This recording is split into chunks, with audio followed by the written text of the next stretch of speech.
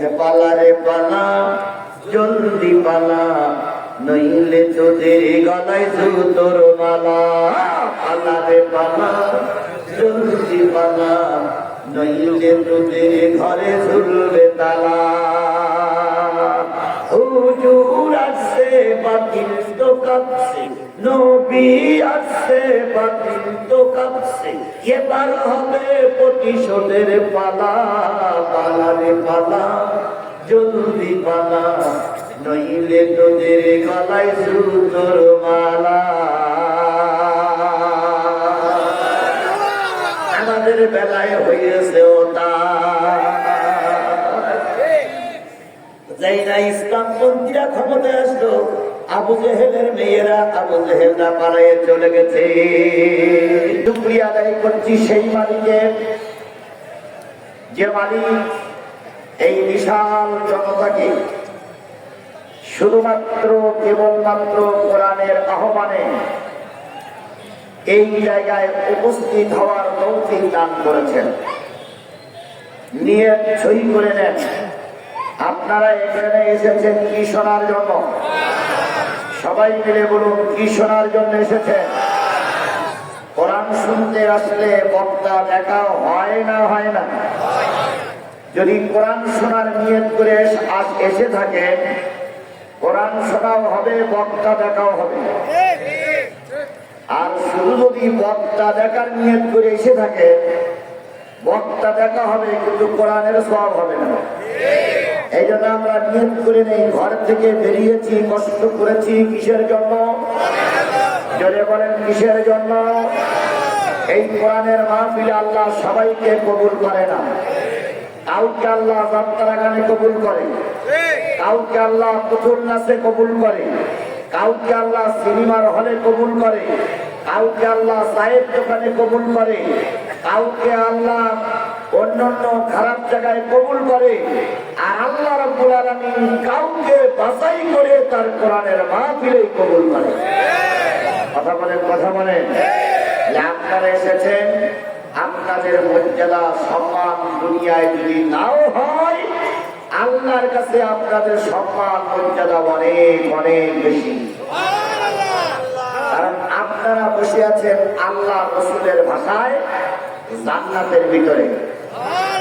হুজুর বলেছেন, ইয়া মারারতুম বিরিয়াদিল জান্নাত ফারতাউ ইলা ইয়া রাসূলুল্লাহ ওয়া মা হুন্না ক্বালা হিলুযিকির।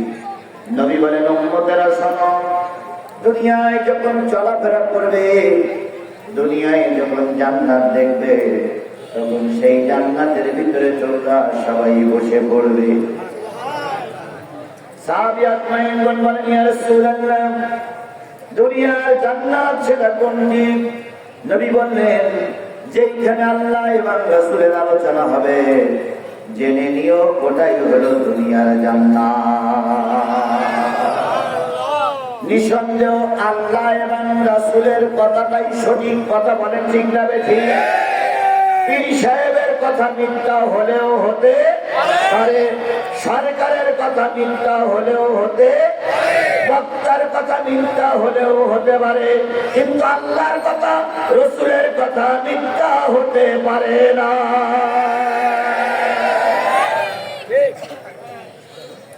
রাসূল বলেছেন, এটাই হলো জান্নাতের অংশ। যারা এখনো দোকানে আছেন, বাড়িতে আছেন, দুনিয়ার জান্নাত যাদের পছন্দ হচ্ছে না, আমরা ধারণা করে নিতে পারি আখেরের জান্নাত আপনার পাওয়া যাবে বলে মনে হয় না। এই জন্য দুনিয়ার জান্নাতে আমরা বসেছি, আপনারা বসেছেন, সবাই মিলে বসেছি।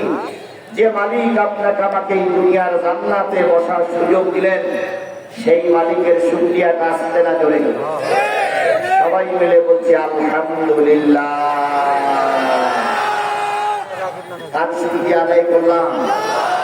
কে খুশি হলো? আমরা আল্লাহকে খুশি করতে চাই না শয়তানকে খুশি করতে চাই?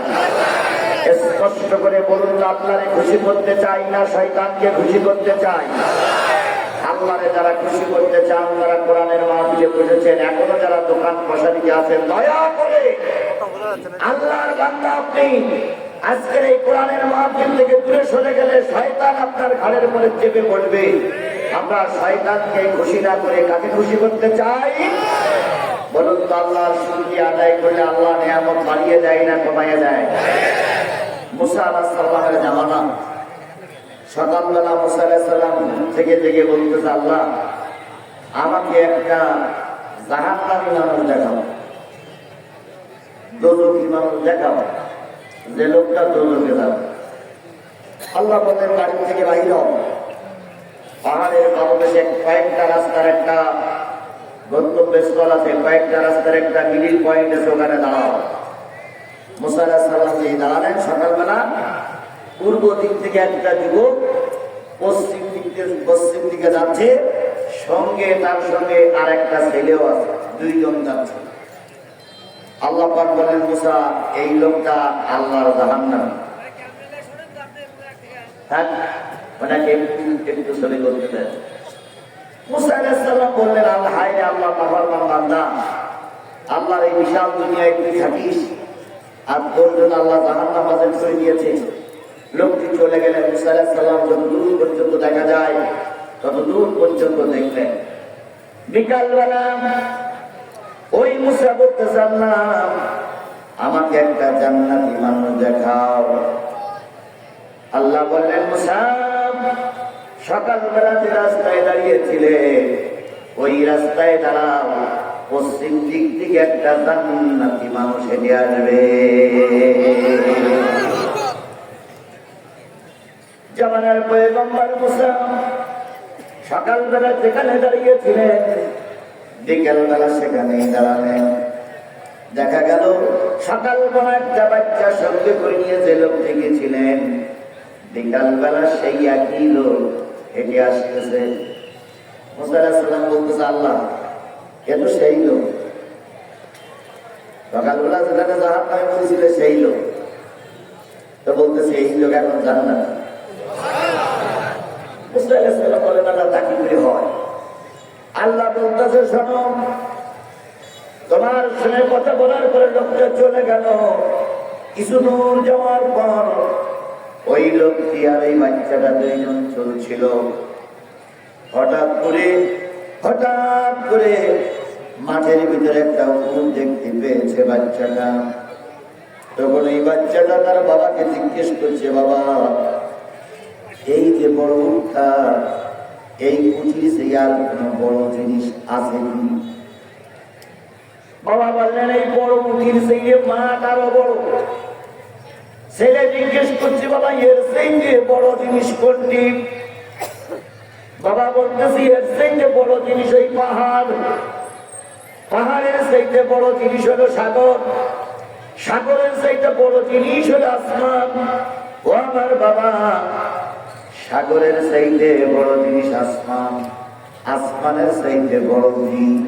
ছেলে তখন বলতেছে, বাজান রে, আসমানের সেইতে বড় আমার আল্লাহ, আর আসমানের সেইতে বড় আল্লাহর রহমত। যে ব্যক্তি স্বীকার করেছে আল্লাহই সবচেয়ে বড়, যে ব্যক্তি স্বীকার করেছে আল্লাহর রহমত সবচেয়ে বড়, এই কথাটা মুখ দিয়ে উচ্চারণ করার সাথে সাথে আমি আল্লাহ তার তলার গোনাগুলো, নিচের গোনাগুলো সব মাফ করে দিয়েছি। ও আমার ভাইরা, আল্লাহকে বড় বলে মানার কারণে, রব বলে স্বীকার করার কারণে যদি আল্লাহ তার গোলামকে কবুল করে নিয়ে গোনা মাফ করে দেয়, যদি স্বতঃস্ফূর্ত ভাবে শুকরিয়া আদায় করি, আল্লাহ হয়তো আমারও গোনাগুলো মাফ করে দিতে পারে। এই জন্য সবাই মিলে বলছি আলহামদুলিল্লাহ। আমার ভাইয়েরা, কর্তৃপক্ষ যথেষ্টই বলেছেন। কয়েক বছর আগে আমার এখানে মাহফিল করার কথা ছিল, কিন্তু বাহাদুরিরা অনুমতি দেয়নি। কথা বলেন ঠিক না বেঠিক? আজকে সচিবালয়ের একজন যুগ্ম সচিব আমার পাশে বসা, উনি যেহেতু সরকারি লোক, সচিবালয় সচিব মানে সরকার রদবদল হয়, কিন্তু সচিব রদবদল হয় না, ওনারাই সরকার। আমরা আওয়ামী লীগ বিদায় হয়ে গেছে, হয়েছে বিএনপি আসবে, বিএনপি বিদায় হবে, জামাত আসবে, জামাত বিদায় হবে, কিন্তু সচিব বিদায় হয় না। সচিবের চাকরি নাই সরকারি।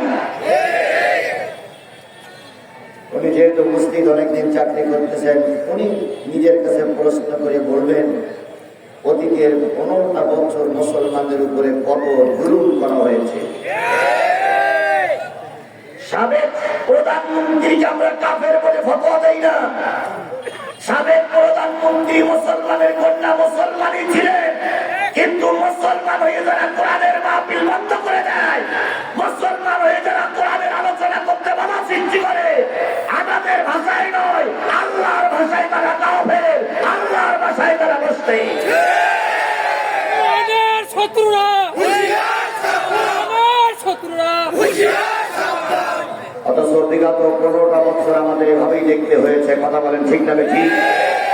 যাদের সমাজে কোনো অস্তিত্ব ছিল না, তাদের কাছে কোরআনের মাহফিলের অনুমতির জন্য সপ্তাহ পরে সপ্তাহ তাদের কাছে দৌড়াদৌড়ি করা লেগেছে। কথা বলেন ঠিক না ঠিক? যেই ব্যক্তি একত্র নামাজ পড়ে না, জুম্মার নামাজ পড়ে না, তাদেরকে কোরআনের মাহফিলের সভাপতি বানানো লেগেছে, অতিথি বানানো লেগেছে। যদি সভাপতি অতিথি না হতো, কোরআনের মাহফিল বন্ধ করে দিত। বক্তা স্লিপার থানার থেকে সরকারিভাবে বলে দেওয়া হতো বক্তার আইডি কার্ডের ফটোকপি জমা নেন। কেন? বক্তাকে বিয়ে করতে আইছে না চাকরি করতে আইছে? আইডি কার্ডের ফটোকপি জমা দেওয়া লাগবে। তারপরেও জমা দেওয়া লেগেছে। কথা বলেন ঠিক না ঠিক? বক্তা এসে একটু রেস্ট নেবে, সেখানে গিয়ে নেতারা কানে কানে কয় হুজুর এই আলোচনা করবেন না, ওদিক যাবেন না, এদিক যাবেন না, ভোট রাত্রি হইল না দিনই হইল, ও আপনার বলার। এরপরও বক্তা যদি কথা বলতে দিয়ে একটু মিস্টেক হয়ে গেছে, তাহলে ওরা বক্তাকে মেরে লাঞ্ছিত করে হয় হাসপাতালে পাঠিয়েছে, নাই পুলিশের হাতে তুলে দিয়েছে। কথা বলে ঠিক না ঠিক? আর ওনারা প্রায় বলতেন 41 সাল, তাই বলতেন না? মাঝে মাঝে আবার 41 জায়গায় 71 গুলি বসে, আবার 21ও বলি। তার মানে ওরা বলতেন আমরা 41 না 71 সাল পর্যন্ত থাকতাম। আর প্রায় বলতেন আমরা পালাই না, আমাদের নেত্রী পালায় না, আমরা পালানো যাত। আর সাবেক প্রধানমন্ত্রী বলতেন শেখ হাসিনা পালায় না। এখন আপনি পালাই গেছেন না দুলাভাই বাড়ি গেছেন? যারা সরকারি দলের দালাল হয়ে শেখ হাসিনাকে নিজেদের মা বলে মনে করতেন, মা চলে গেছে, সন্তানগুলোরে বাঘের মুখে ছেড়ে রেখে গেছে। কথা বলে ঠিক না নাকি? এখন সন্তানগুলো মারি খাচ্ছে, আর উনি ভারতের প্রোটোকলে থেকে বোতল দাওড়াচ্ছেন, আমি পুষ্করি ঢুকে পড়বো। তাই বলতেছে না, তাই বলতেছে না, তাই বলতেছে না। একবার তোমার যাওয়ার সুযোগ করে দেওয়া হয়েছে সাবেক প্রধানমন্ত্রী। বাংলাদেশের 18 কোটি মানুষ শপথ দিয়েছে, আর একটা বার যদি বাংলার মাটিতে তোমাকে পাওয়া হয়, আল্লাহর কসম সুস্থ অবস্থায় ভারতে আর তোমাকে যেতে দেওয়া হবে না, হবে না।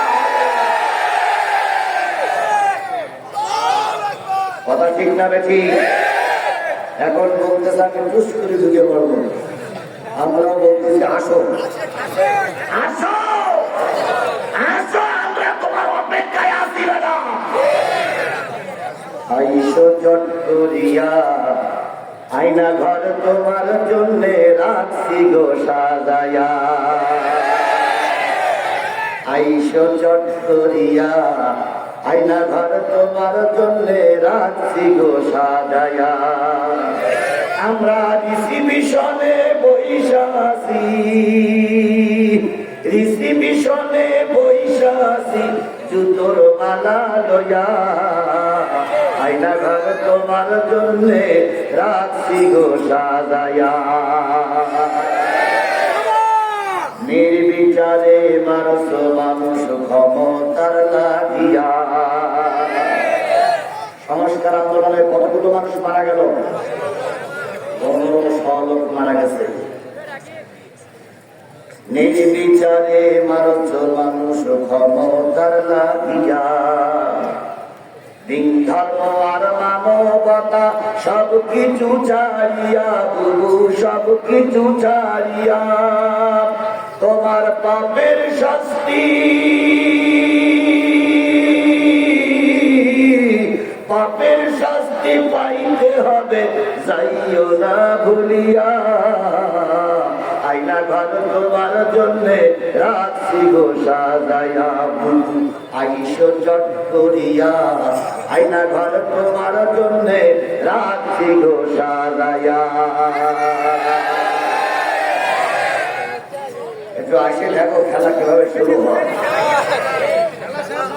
তাহলে ওদের কবল থেকে আমাদের কে বাঁচিয়েছেন? কে বাঁচিয়েছে? এখানে বিএনপির কোনো হাত নেই, এখানে বাংলাদেশ জামাত ইসলামের কোনো হাত নাই। সকল হাত হলে আবার আমরার কথা বলে ঠিক নাকি? বিএনপি চেষ্টা করেছিল সরকারকে নামানোর জন্য, পারেনি। বাংলাদেশ জামাত ইসলামী চেষ্টা করেছিল সরকারকে নামানোর জন্য, হাজারো মামলা খেয়েছে সরকার, কিন্তু নিচেও নামি উপরে উঠেনি। কথা বলে ঠিক নাকি? সরকারের চেয়ার যেখানে ছিল সেখানেই আছে। আমরা যখন বিএনপি জামাতের নেতা কর্মীরা যখন একরকম হোপলেস খেয়ে পিছন দিক ঘটে গেলাম, আল্লাহ বললেন তোদের চেষ্টা শেষ, আমার চেষ্টা শুরু। কথা বলেন, কথা বলেন, কথা বলেন। আমাদের চেষ্টা যেখানে শেষ হলো, আল্লাহর রহমত সেখানে শুরু হলো। আমরা ধারণা করে নিয়েছিলাম ওদের মাধ্যমে এরা নামানো যাবে না, এর নামাতে গেলেই একমাত্র আল্লাহর রহমত ছাড়া হবে না। রহমত হলেও তাই যে ছাত্ররা ময়দানে নামলো, রাস্তায় নামলো, এদের কোন দলের পরিচয় ছিল না। রাস্তায় নামলো, স্লোগান দিল। স্লোগান দেওয়ার পরে প্রথম দিন এই ব্যক্তি, এই সন্ত্রাসী, এই জঙ্গি, এই নব্য ফেরাউনের উত্তরসূরি প্রথম দিন গুলির অর্ডার দিল। গুলিতে অনেক ছাত্র ছাত্রী মারা গেল। পরের দিন আবার রাস্তায় নামলো, পরের দিনও গুলির অর্ডার দিল, সেদিনও ছাত্র ছাত্রীরা মারা গেল। তৃতীয় দিন কি চতুর্থ দিন রংপুরের আবু সাইদ শহীদ হলো। আবু সাইদের রক্ত পড়ল জমিনে। গোটা বাংলাদেশ, গোটা বাংলাদেশে আগুন জ্বলে উঠল। কথা বলে ঠিক যাবে? সেই আগুন নিবাইতে দিয়ে 1500 মানুষকে গুলি করে মারার পর এই নব্য যুগের নব্য ফেরাউন অবশেষে বিমানে চড়ে পালিয়ে যেতে বাধ্য হয়েছে।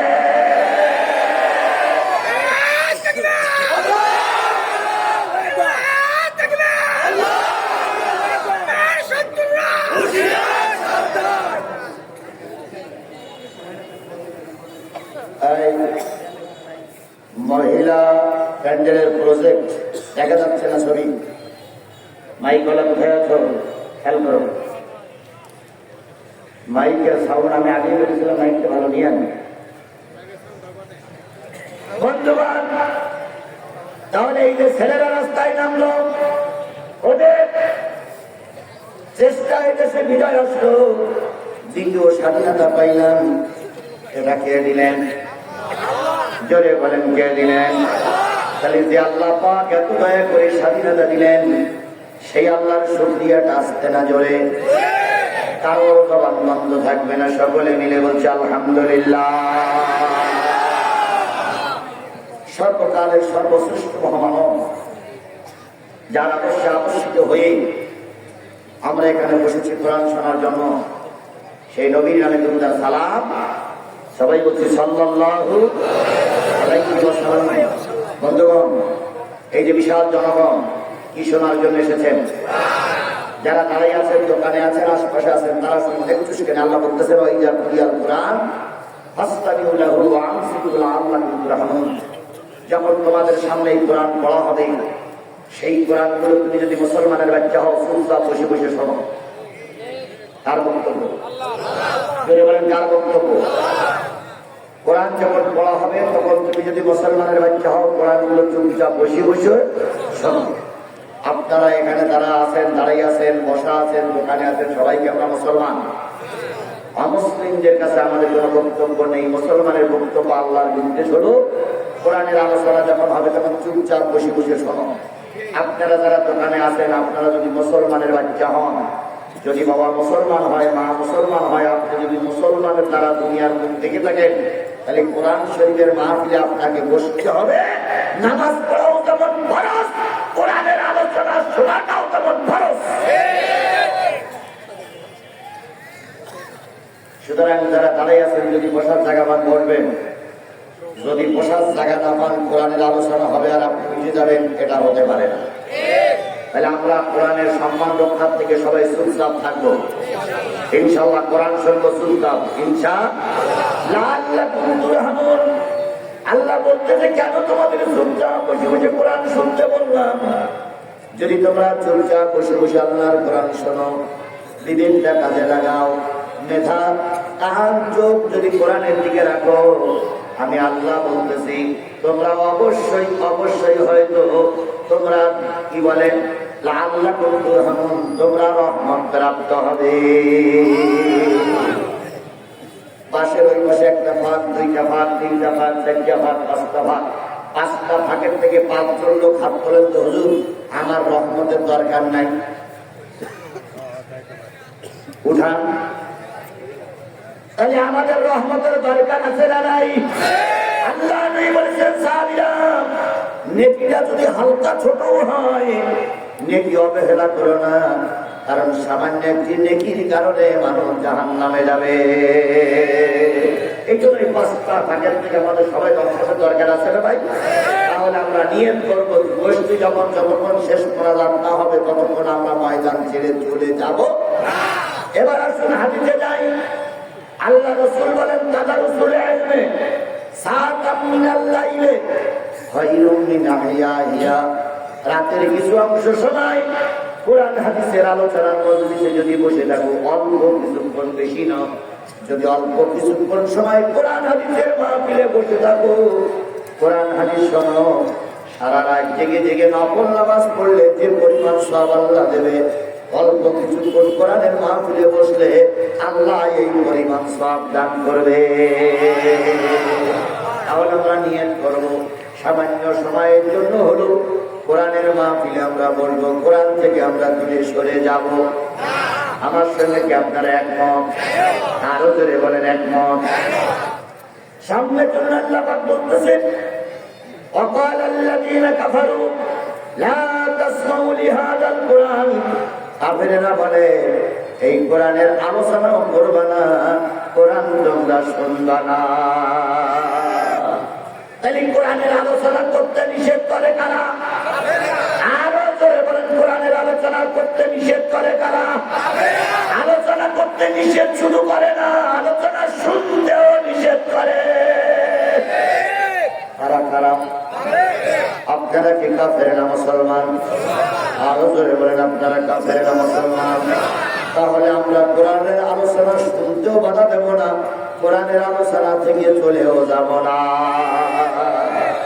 তাহলে লা তাসমাউ লিহাযাল কোরআন, এবার আল্লাহ বলছে ওয়ালগাউ বিহি, তারা কোরআন শুনতে হয়তো নিষেধ করে না, কোরআনের মাহফিলে বাধা দেয় না, কিন্তু কোরআনের মাহফিলে আসলে তারা হট্টগোল করে, মারামারি করে, কাটাকাটি করে, খুনোখুনি করে, এমন আশেপাশে গল্প করে, এমন আশেপাশে ভাব ভঙ্গি লাগায় যাতে করে অন্য কেউ কোরআন শুনতে না পারে। এ কাজগুলো শয়তানের কাজ। তাহলে শয়তানের কাজকে আমরা করতে রাজি আছি? তাহলে কোরআনের কাজ করতে আমরা রাজি আছি? রাজি আছি, সবাই বলেন ঠিক না বেশি? তাহলে এবার হাত উঁচু করে আল্লাহর কাছে শপথ করতে হবে। আমি আপনাদের সামনে সূরা কামারের 3 আয়াত তেলাওয়াত করেছি। 3 আয়াতের পরে ভিত্তি করে কথা হবে। যতক্ষণ বক্তা কথা বলবে ততক্ষণ ময়দান ছেড়ে আমরা চলে যাব না। কারা কারা রাজি আছেন? 2 হাত উঁচু করে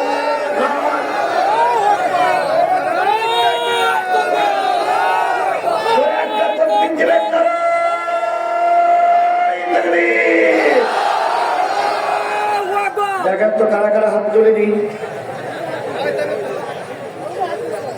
আল্লাহ বলেছে কাফেরেরা হাত তুলবে না, কারণ এরা হট্টগোল মাথাবে মাহফিল বন্ধ করে দেওয়ার চেষ্টা করবে। কথা বলেন ঠিক নেবে ঠিক? আমরা কি মুসলমানের পক্ষে, কোরআনের পক্ষে না শয়তানের পক্ষে? আপনারা আমরা যারা হাত তুললাম, আমাদের হাত উঁচু করা কি আল্লাহ দেখেছে? দেখেছে, দেখেছে। আমরা হাত উঁচু করেছি, আমি হাত উঁচু করেছি কি বলবো? আর আপনারা হাত উঁচু করেছেন কি শুনবেন? আপনিও অবদার করেনি, আমিও অবদার করিনি।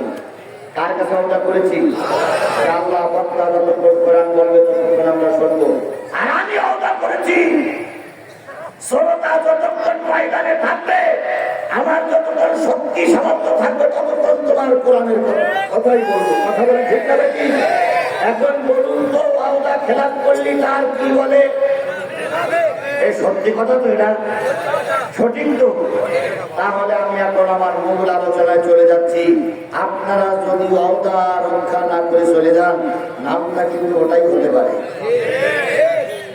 তাহলে আমরা আওদা খেলাপ করবো না কোরআনের মাহফিলে। কথা ঠিক? কথা ঠিক? কথা ঠিক? আল্লাহ আমাদের শেষ মোনাজাত পর্যন্ত কবুল করুক। সকলে বলুন আমিন। কর্তৃপক্ষ আমাকে জানালেন ডাইন পাশে জায়গা আছে, যদি বাম পাশের লোকদের বসতে অসুবিধা হয় ডান পাশে চলে আসতে পারবেন, ডান পাশে জায়গা আছে, ডাইনে বসবেন। তাহলে আমি আপনাদের কাছে কয়টা আয়াত তেলাওয়াত করেছি? কোন সূরা?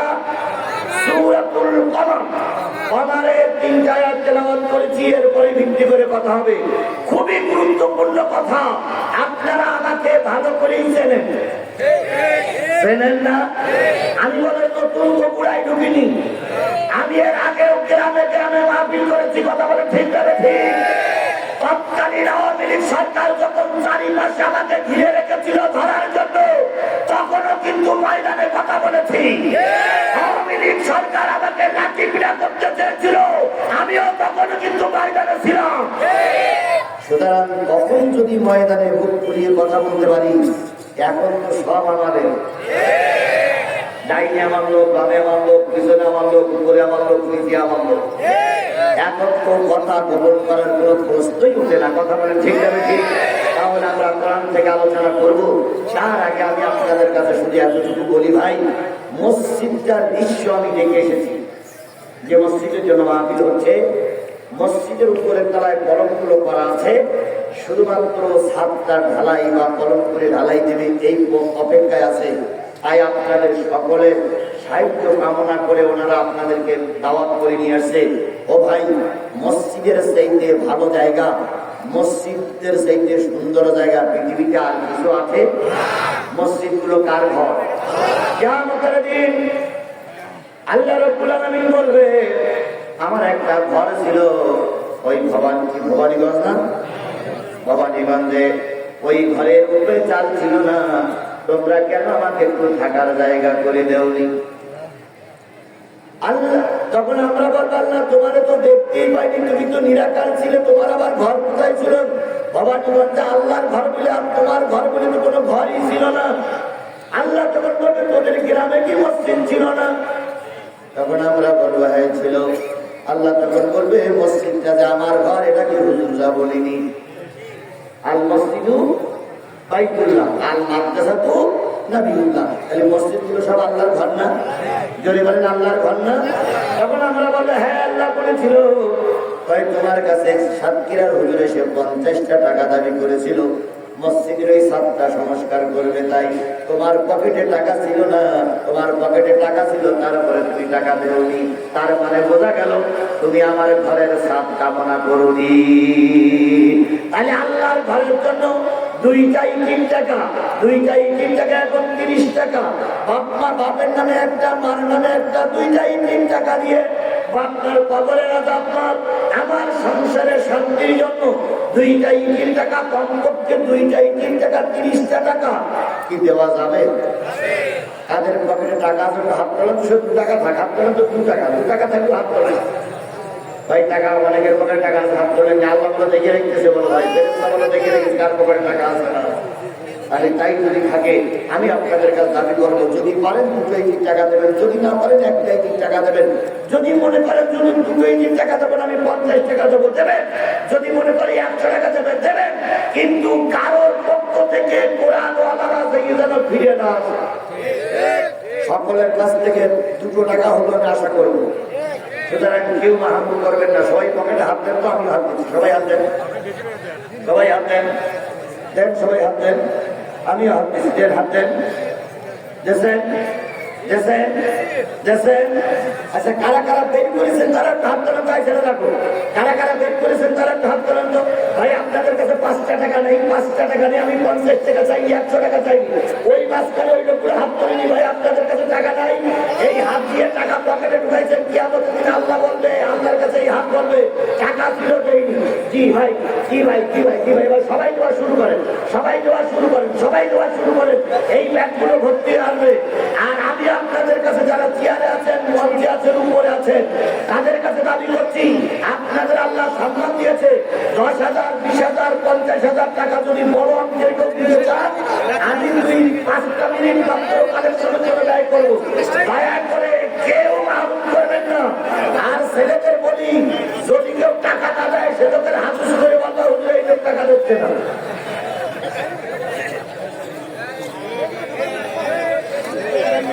সুতরাং কেউ মাহরুম করবেন না।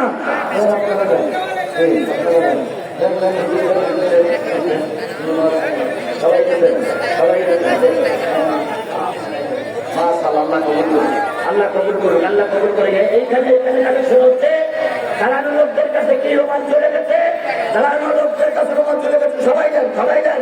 আমি কিন্তু টাকা দিতে বলেছি, উঠতে বলিনি। আমি কিন্তু টাকা দিতে বলেছি। এই মাহফিলে টাকা না দিয়ে যারা উঠবে, বুঝতে হবে ওরা আল্লাহর ঘরের দুশমন। যদি মনে করে আমি শেষ পর্যন্ত থাকবো না, ওটা খেলাপ করবো, আপনার কাছে আমার দাবি কানেকশনের ঘরে ওঠেন। দয়া করে কানেকশন চলাকালীন অবস্থায় মসজিদটার ক্ষতি করে আপনি উঠবেন না। আপনি উঠলে মসজিদেরই ক্ষতি হবে। এরপরও দুই একজন হবে বাইরে বাংলাদেশের মুসলমান। এখানে দেখ কই, এখানে দেখ কই, ভাই যাচ্ছে, ভাই যাচ্ছে, এখানে যাচ্ছে, ভাই যাচ্ছে, যাচ্ছে। আপনারা এত লোক হবে না, বুঝতে পারিনি, এই জন্য প্যাকেট কম। আম্মাজানদের কাছেও লোক চলে গেছে, আম্মাজানদের কাছেও লোক চলে গেছে। আম্মাজানরাও টাকা দিবেন, বড় অঙ্কের দিবেন।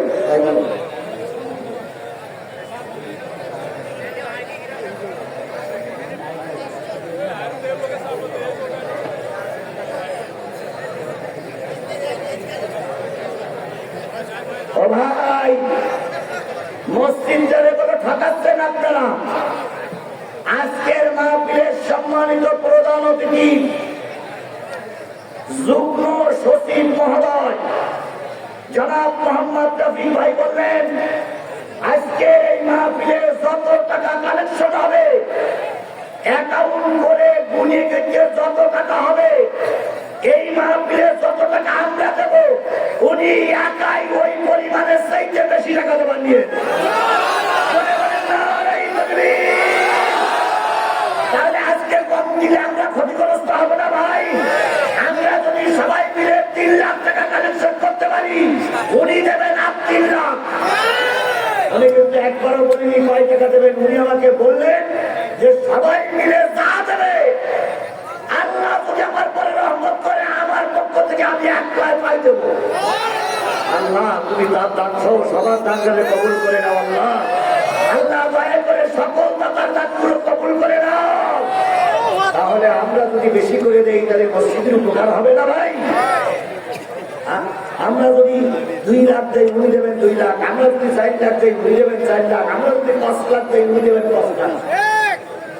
আজকের মাহফিলের সম্মানিত সহ সভাপতি 10,000 টাকা। আরেকটু জোরে বলেন মারহাবা। নারায়ে তাকবীর, লিল্লাহে তাকবীর। এই হলো সহ সভাপতি আব্দুল রাজ্জাক সাহেব, সহ সভাপতি। সভাপতি করি এরকম হালকা এরকম চেয়ারম্যান সাহেব করি। চেয়ারম্যান সাহেব ঘোষণা করিনি কত দেবে, হালকা হালকা দেখি না।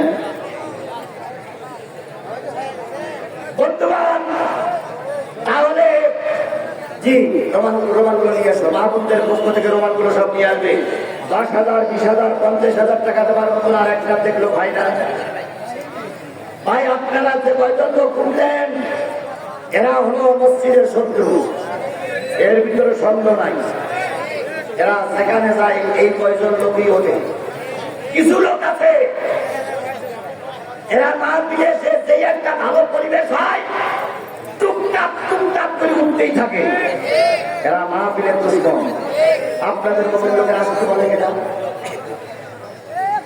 এই সে যদি মাহফিল জানে ক্ষতি করে, আসার চাইতে না আসাই ভালো।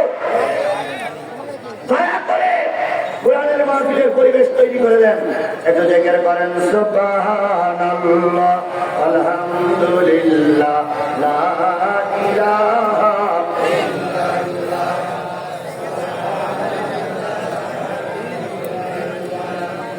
লা ইলাহা, আরো জোরে সুবহানাল্লাহ, আলহামদুলিল্লাহ, লা ইলাহা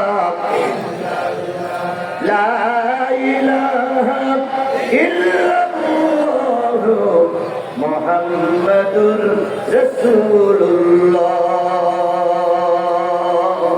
সবাই মিলে বলেন সাল্লাল্লাহু আলাইহি ওয়াসাল্লাম। বন্ধুগণ, তাহলে আমরা ওয়াদা করেছি কি শুনবো? এবার এক এক করে আসুন। বলুন তো কোরআনের বিষয়বস্তু কি? সবাই মিলে বলুন কোরআনের বিষয়বস্তু কি? কোরআন নাজিল হয়েছে কাদের জন্য? আরো জোরে বলেন কোরআন নাজিল হয়েছে কাদের জন্য?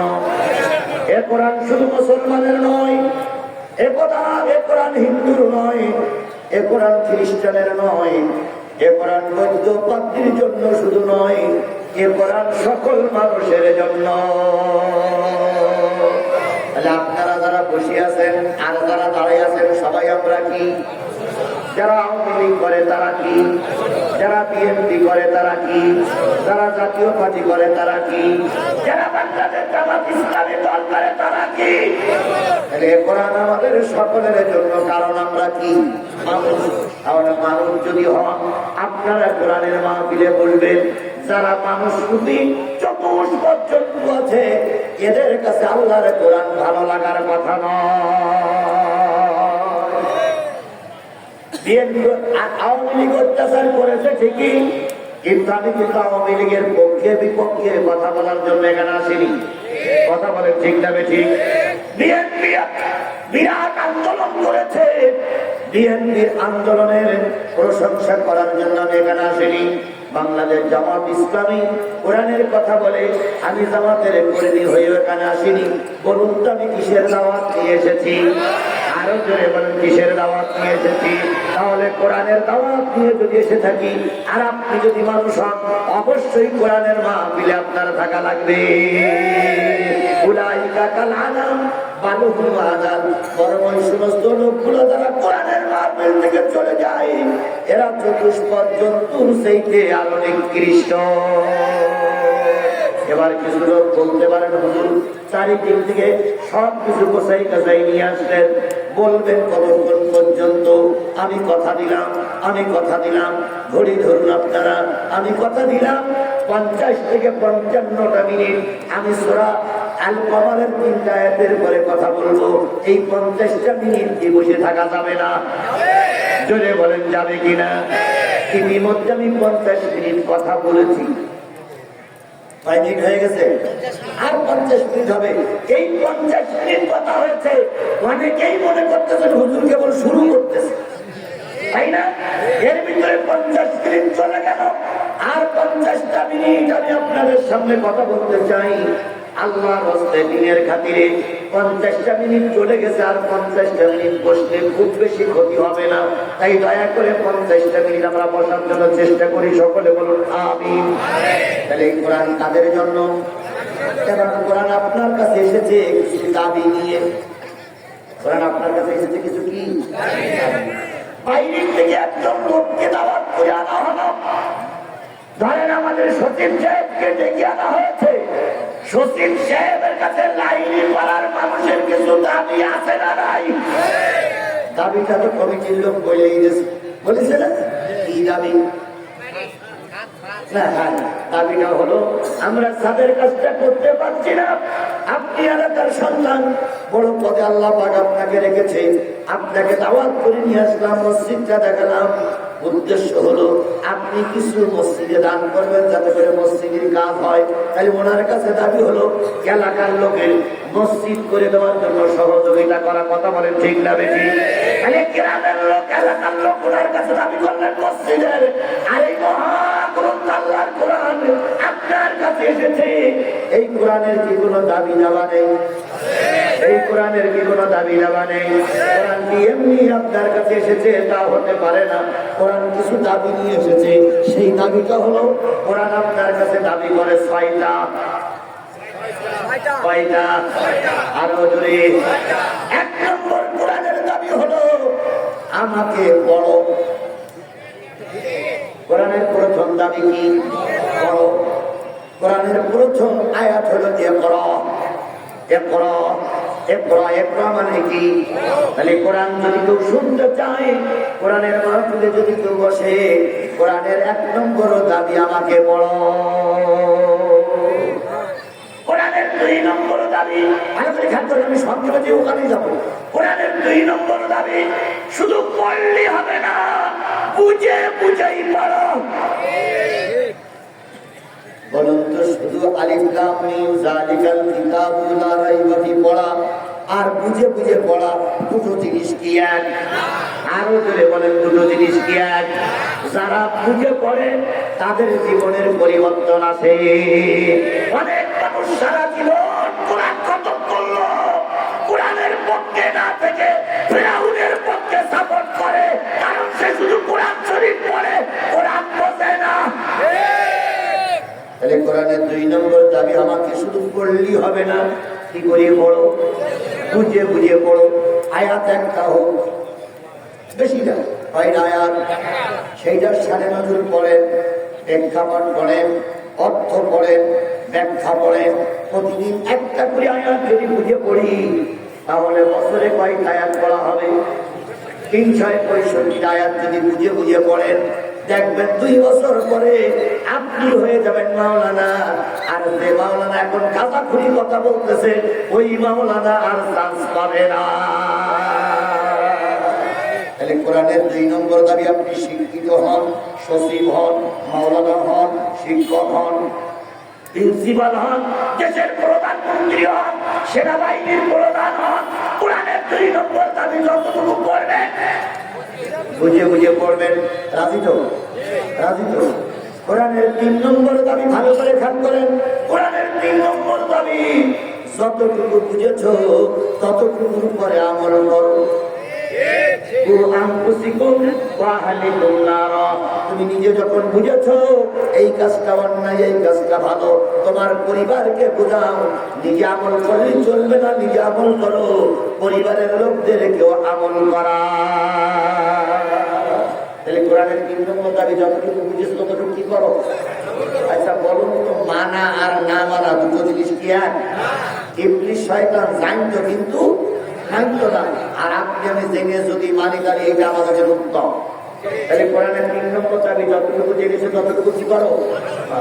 কোরআনের 4 নম্বর দাবি শুধু তুমি মানলে হবে না, পরিবার আহাল বর্গকে কোরআনের দাবিটা বুঝাও। কোরআনের পক্ষে তাদের ডাকো, কোরআনের পক্ষে তাদেরকেও ডাকো।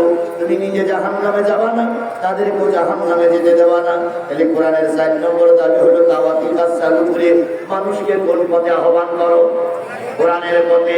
ওমান আহসানু কাওলাম মিম্মান দাআ ইলাল্লাহ ওয়া আমিলা সালিহান ওয়া ক্বালা ইন্নানী মিনাল মুসলিমিন।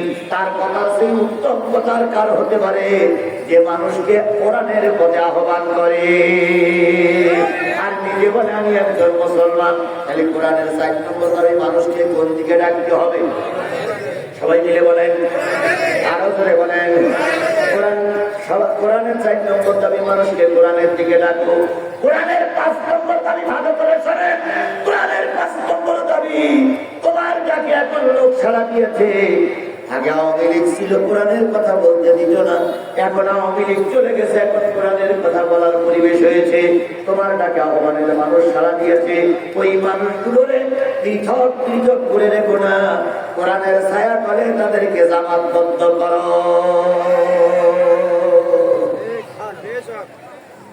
কোরআনের 5 নম্বর দাবি, মানুষ যারা এসেছে তাদেরকে কি করতে হবে?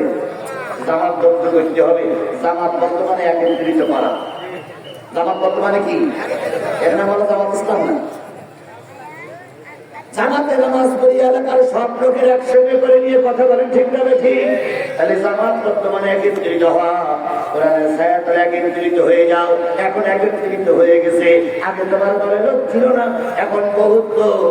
এখন তকবীর ধ্বনি দিলে তোমার পিছনে লোক চলে আসে। এখন গোটা দেশে কোরআনওয়ালা তৈরি হয়ে গেছে। আল্লাহ পাকের বিধান হলো, এবার কোরআনের রাজ কায়েম করে ফেলো। তাহলে কোরআনের 5 নম্বর দাবি হলো জামাতবদ্ধ হওয়া। 6 নম্বর দাবি কি?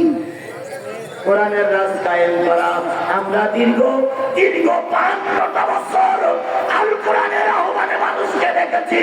এখন গোটা দেশের মানুষ কোরআনের ছায়া তলে এক। কথা বলে ঠিক না ঠিক? এখন গোটা দেশের মানুষ কোরআনের ছায়া তলে এক। এখন সময় এসেছে এই দেশে কোরআনের আইন চালু করা।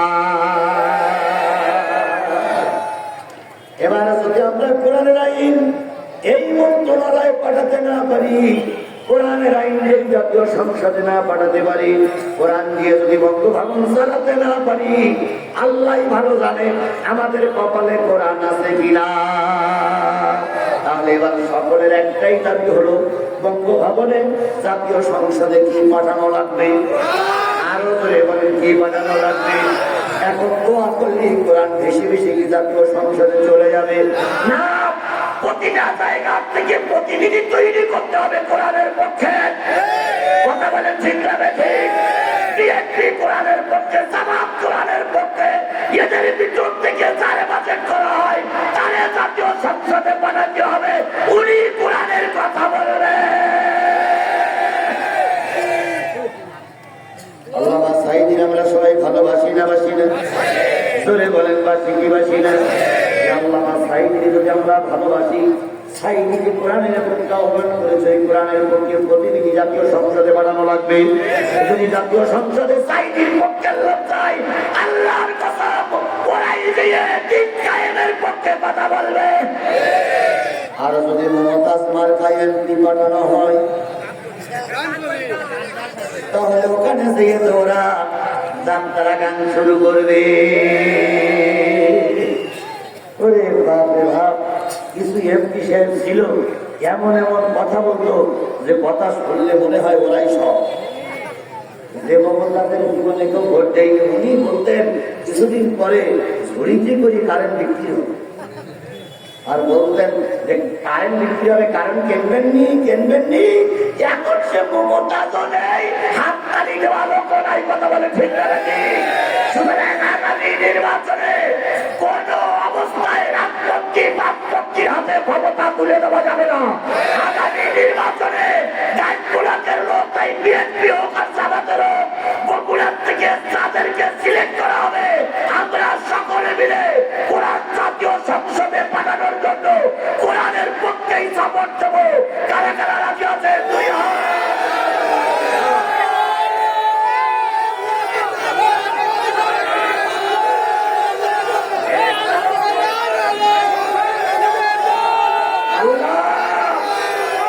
আল্লাহ আপনি হাত তুলে কোরআনের পক্ষে কবুল করে না।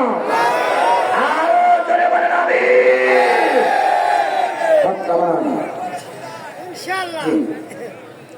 তাই সচিব সাহেব চলে যাচ্ছে না, ভুল বুঝেন না। উনি একটা ছোট কাজ মানে খাওয়ার জন্য যাচ্ছে, ঢাকার থেকে আসতে কষ্ট হয়ে গেছে, জন্য নাস্তা করার জন্য যাচ্ছে, আমরা ছুটি দিলাম। কিন্তু আমাদের দাবি উনি যেন আমাদের শেষ পর্যন্ত অংশগ্রহণ করে। কি কথা ঠিক না ঠিক? আমরা অনেক জায়গায় সরকারি দলের লোকের নিয়ে আলোচনা করি, কিন্তু সরকারি লোক নিয়ে আলোচনা করি না। উনি হলেন খুব সরকারি লোক। তাই না ভাই? উনি আমাকে বলেন হুজুর আমি আসতেছি, আসুন আল্লাহ আমাদের ওনাকে নিয়ে মোলাকাত করার তৌফিক দান করে সকলে মিলে বলুন আমিন। তাহলে আগামীতে আমরা কোরআনের পড়তে থাকবো ইনশা। তাহলে কোরআনের পক্ষে কিভাবে থাকতে হবে তার দিক নির্দেশনা দেওয়ার জন্য আমি আপনাদের সামনে আর কয় মিনিট বাকি আছে আমার?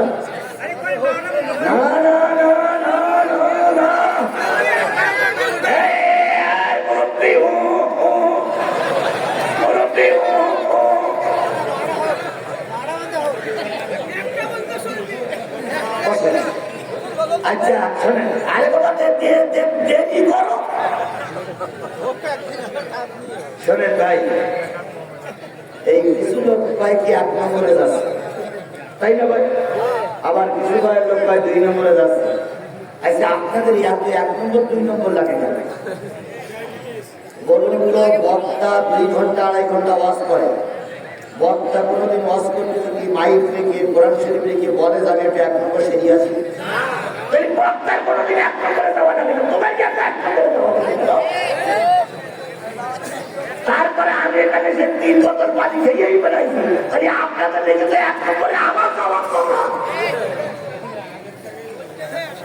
সুতরাং আমি আপনাদের কাছে 50 মিনিট 10 মিনিট হয়ে গেছে, 40টা মিনিট দেবেন না? সময় দেবেন না? আমার বর্তমান সূরা কমর, কোন সূরা? সূরা কমর 27 নম্বর পারার 54 নম্বর সূরা, 55টা আয়াত, 3টি রুকু, মক্কায় অবতীর্ণ সূরা সমূহের ভিতরে একটা অন্যতম সূরা। নাম কি?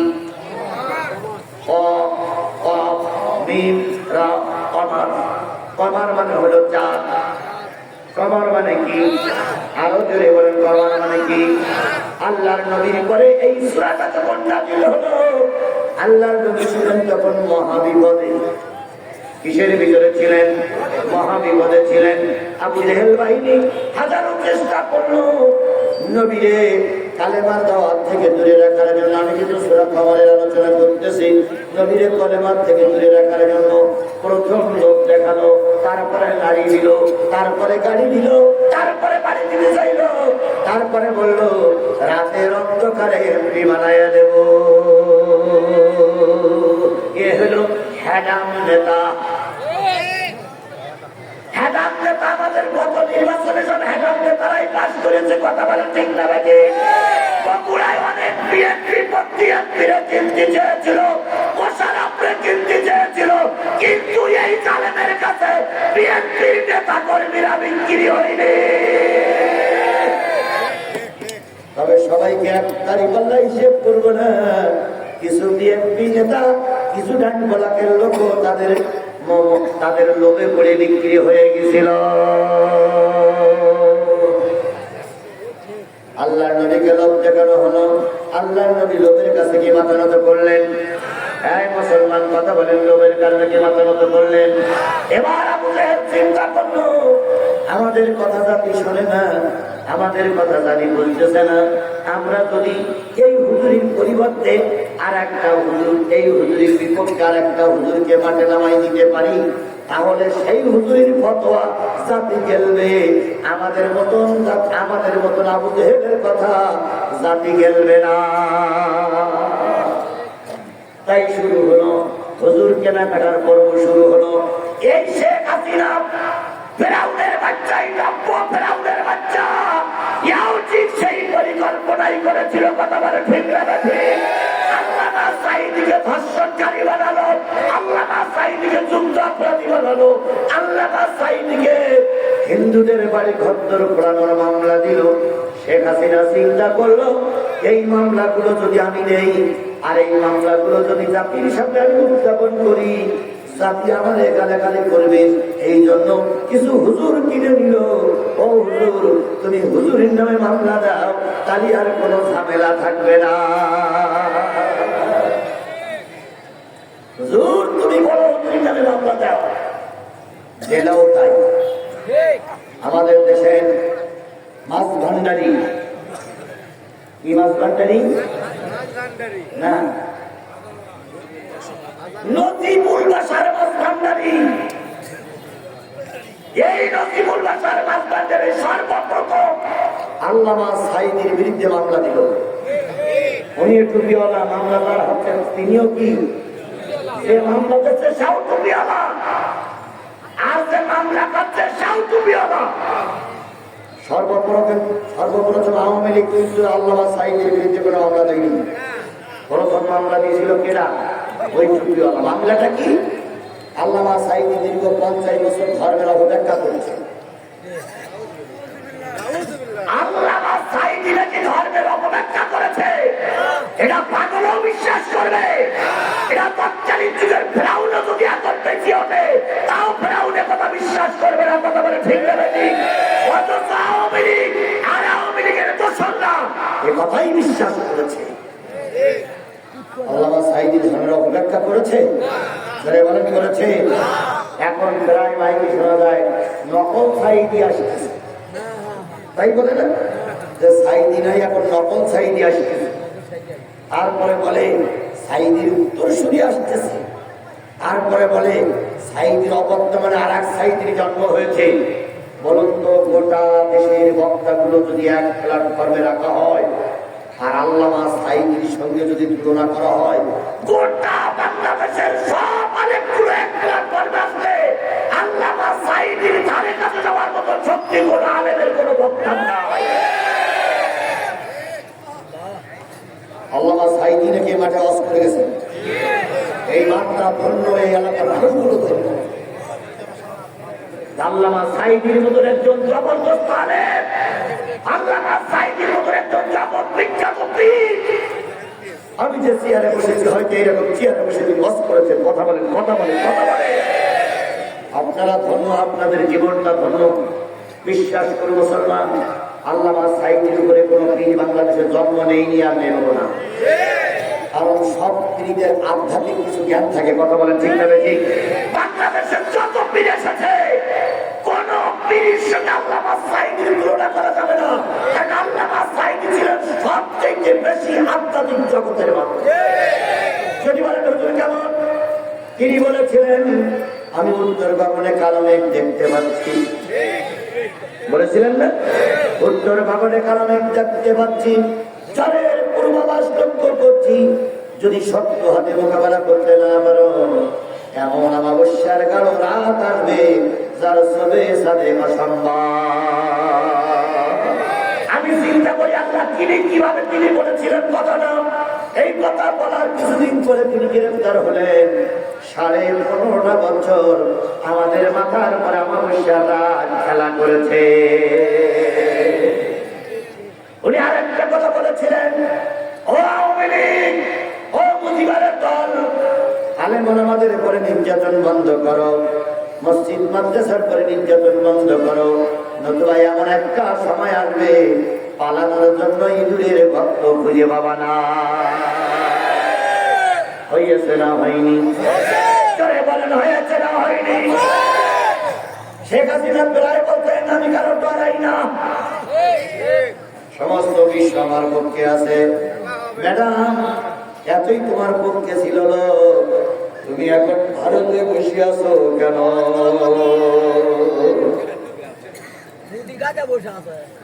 তাহলে আল্লামা সাঈদীর কথা ওরা কাজে লেগেছে না লাগেনি? 2 নম্বর গেল। 3 নম্বর, আল্লামা সাঈদী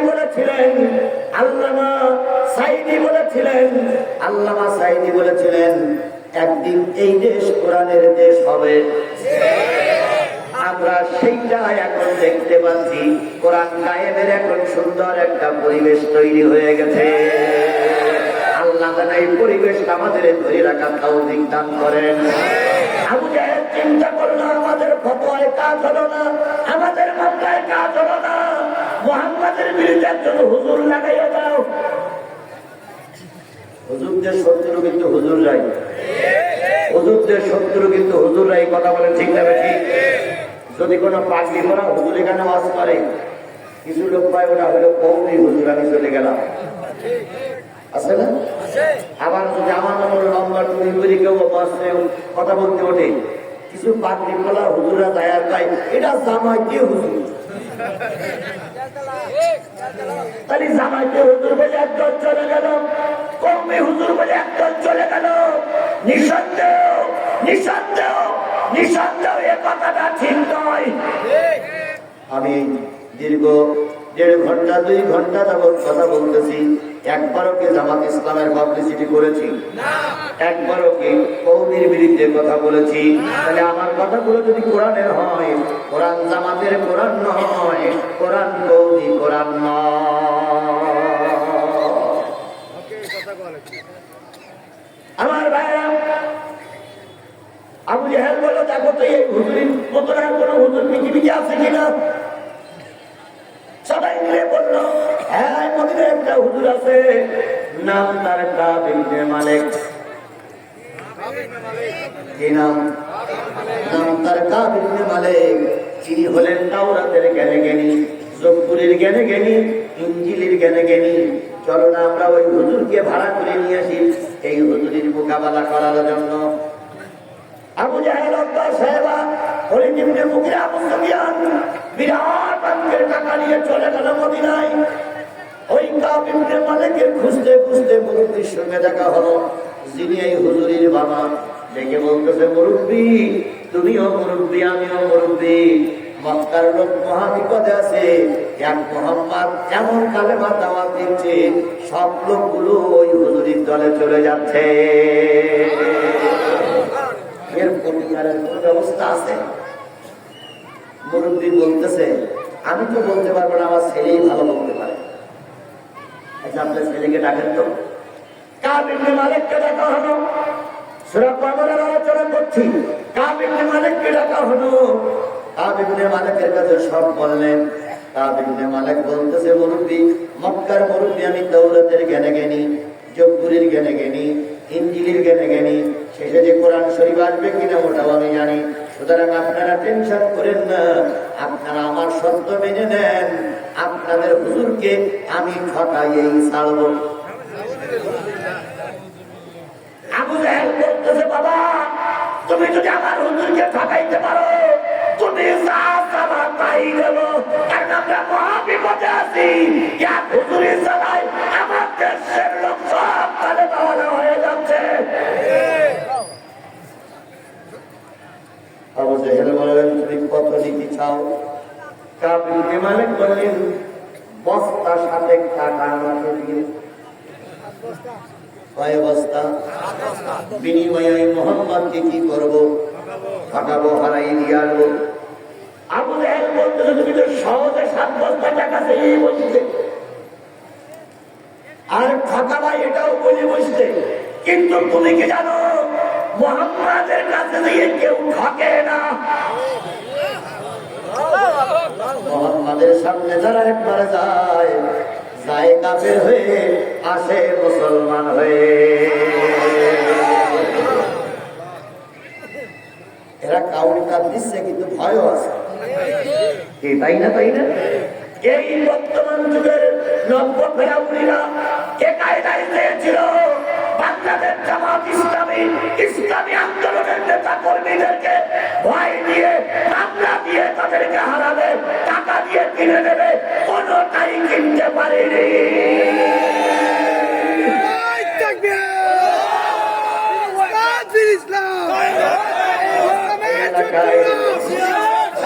এই এলাকায় বিএনপির লোক বেশি। বগুড়ার মাটি হলো বিএনপির ঘাঁটি। আমি সেলুট করি বিএনপির লোকদের। বুকে হাত দিয়ে বলুন তো, বিএনপির লোকেরা গত নির্বাচনের সময় টাকা বেচা কেনা হয়েছে না হয়নি?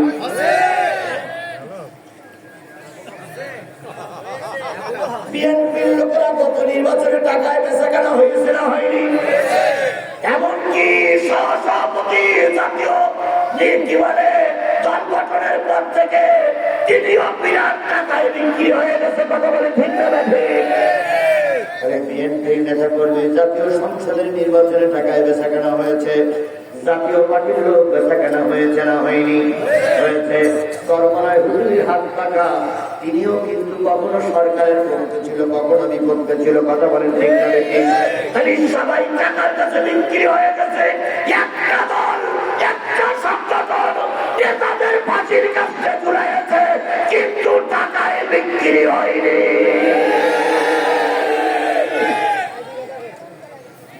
কি ঠিক? কথা কি ঠিক? সে দলের নামটাই আমি নাই বললাম, কিন্তু একটা দল টাকায় বিক্রি হয়নি। কথা বলে ঠিক না ঠিক? আল্লামা সাঈদীর যখন ফাঁসির কাছে নিয়ে যায়, আল্লামা সাঈদীর যখন মৃত্যুর রায় হয়, আল্লামা সাঈদীর যখন মারার পরিকল্পনা হয়, শেখ হাসিনা দূত পাঠিয়ে দিয়ে বলেছিলেন, হুজুর আপনি ইসলামী দল থেকে বেরিয়ে আসেন, যা চাবেন তাই দেব, আপনাকে দেশের রাষ্ট্রপতি বানিয়ে দেব, আপনাকে দেশের এই দেব সেই দেব।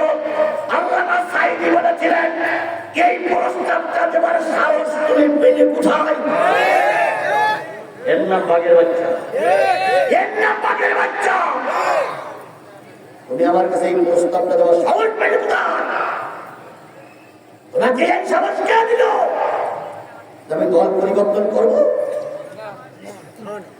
শেখ হাসিনা হুঙ্কার দিয়ে বললো, আপনাকে কিন্তু ভেঙে দেওয়া হবে।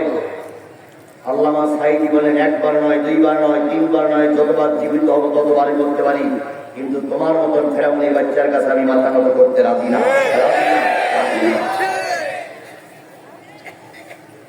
মামুনুল হক একটা ওয়াজ করেছে, শুনেছেন নিশ্চয় আপনারা।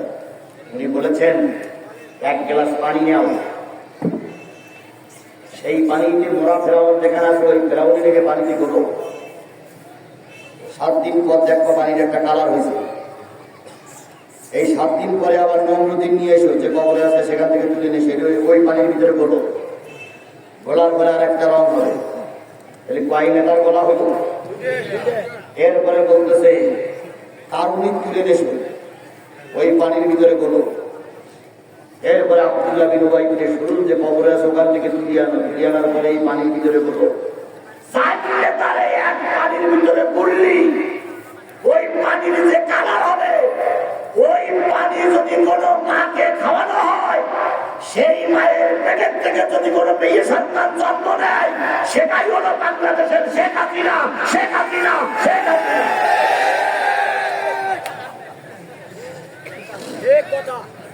এটাই তো ভালো কথা ভাই। আমার নাই আর মামলা দিয়ে দেওয়া, যদি এই কথা শুনে কারো রাগ হয় তাহলে মামলাটা কার নামে দিতে হবে?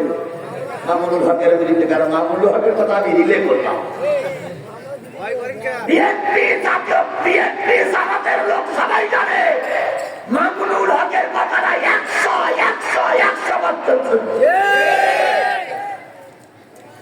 এত বড় হিংসা, এত বড় রক্ত পিপাসু, এত বড় হায়না, এত বড় জঙ্গি, এত বড় সন্ত্রাসী বাংলার ইতিহাসে আর পৃথিবীতে কেউ দেখেনি। কথা বলেন ঠিক আছে? সকল রেকর্ড ভঙ্গ করেছে এই শেখ হাসিনা, সকল রেকর্ড ভেঙে ফেলেছে এই শেখ হাসিনা। এই কলঙ্কিত মায়ের কলঙ্কিত সন্তান, এই নেতৃত্ব দানকারীদের জন্য সবথেকে কলঙ্কিত কলঙ্কিত কলঙ্কিত। একটা মানুষ একটা মানুষের গলায় ছুরি দিতে পারে না। কথা বলেন ঠিক না? বজলুল হুদাকে যখন যেদিন ফাঁসিতে ঝুলাবে, আরো 3 জনকে ফাঁসিতে ঝুলানো হলো, শেখ হাসিনা বললেন বজলুল হুদাকে আমি জবাই করব। উনি চলে গেলেন জেলখানার ভিতরে, ছেলেদের নিয়ে গেলেন, দলের লোকদের নিয়ে গেলেন, বললেন তোমরা এর পা বান্ধো। পা বান্ধা হলো, হাত বান্ধা হলো, এরপরে কোমরে দড়ি পরানো হলো। 5 জন পার করে বসে আছে, 4 জন মাথা ধরে দাঁড়িয়ে আছে, পা হাত বান্ধা। শেখ হাসিনা নিজেই তরবারি ধরে, নিজেই ছুরি ধরে গরুর মতন ওই মজলুল হুদাকে জেলখানার ভিতরে জবাই করেছে।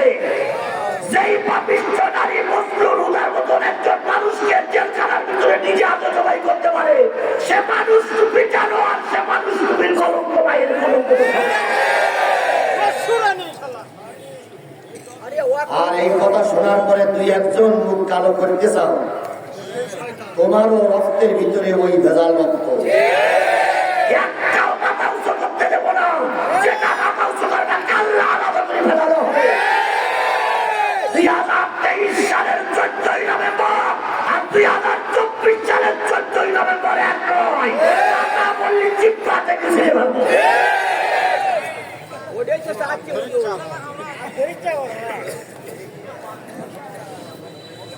ভাই বলছো বোঝোতে বোঝো, আর গাছ যা পাশে পথে গেছে তুমিও সেই পথে চলে যাও।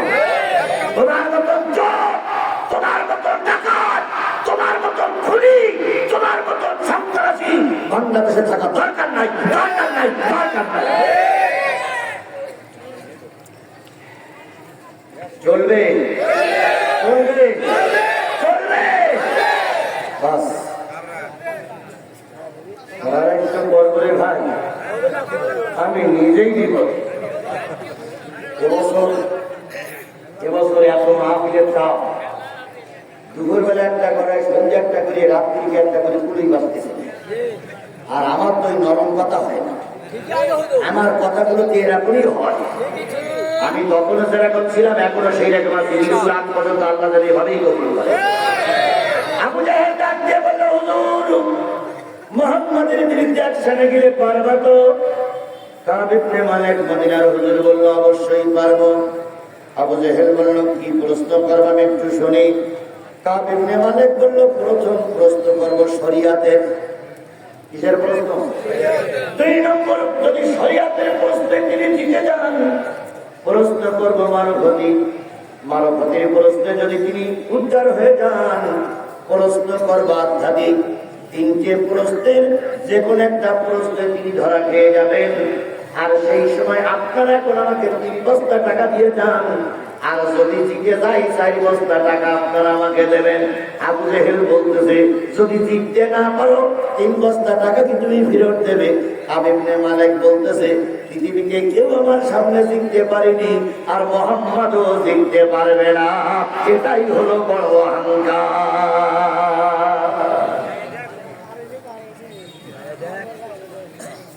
এরকম অহংকারী হুজুর আমাদের সমাজে ছিল না, ছিল না? জোরে বলেন, ছিল কে ছিল না?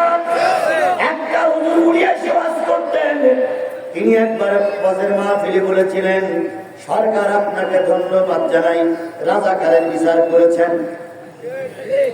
তারপরে আরেক হুজুর বলেছিল, সাইডে একটা ভণ্ড, সাইডের জেলখানায় শুধু রাখতে হবে না, তারও ফাঁসিকে ঝুলাইতে হবে।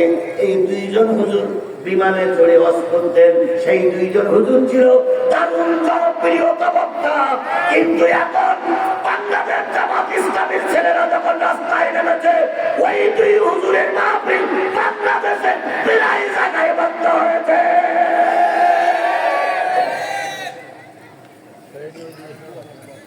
কাব ইবনে মালিক বলতেছে, আমার সামনে বহস করে পারবে এমন কোন লোক নাই। নেতারা খুশি হয়ে গেল, বাবা 3 বস্তা টাকা পাইনা দিয়ে গেলাম, 4 বস্তা টাকা দিলেই পাওয়া যাবে। সবাই হাত তালি দিকে চলে আসলো। এবার হুজুর দিয়ে হুজুর মারা হবে, এবার কৌমি হুজুর দিয়ে আলিয়ার হুজুর মারা হবে, আলিয়ার হুজুর দিয়ে কৌমি হুজুর মারা হবে। এই রেশম এখনো আমাদের সমাজেই চলছে। আপনি হুজুর, আমিও হুজুর, আমরা কি ভাই ভাই? কথা বলেন ঠিক না বেটি? আপনি মসজিদের ইমাম, আমি মসজিদের ইমাম, তুমি আর আমি একই জাতের ভাই ভাই। তোমার দোষ যদি পরিলক্ষিত হয়, আমার দোষ যদি পরিলক্ষিত হয়, দোষগুলো এক জায়গায় বসে সংশোধন করো, কারোর সামনে কারোর হেয় প্রতিপন্ন করো না। আলেমে আলেমে বিভেদে এখন জালেমে জালেমে দোস্তি, আলেমে আলেমে বিভেদে এখন জালেমে জালেমে দোস্তি। পথের ঠিকানা জানা নাই কারো, কে কোথায় পাবে স্বস্তি। আলেমে আলেমে বিভেদে এখন জালেমে জালেমে দোস্তি, পথের ঠিকানা জানা নাই কারো, কে কোথায় পাবে স্বস্তি।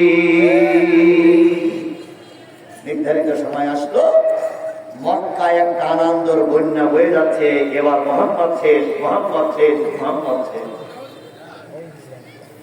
জামাতের নেতৃবৃন্দকে যখন ফাঁসিতে ঝুলাইছিল, আবু জেহেলদের মতন এই বর্তমান যুগের আবু জেহেলেরা যারা চলে গেছে, এরাও আনন্দ করেছিল।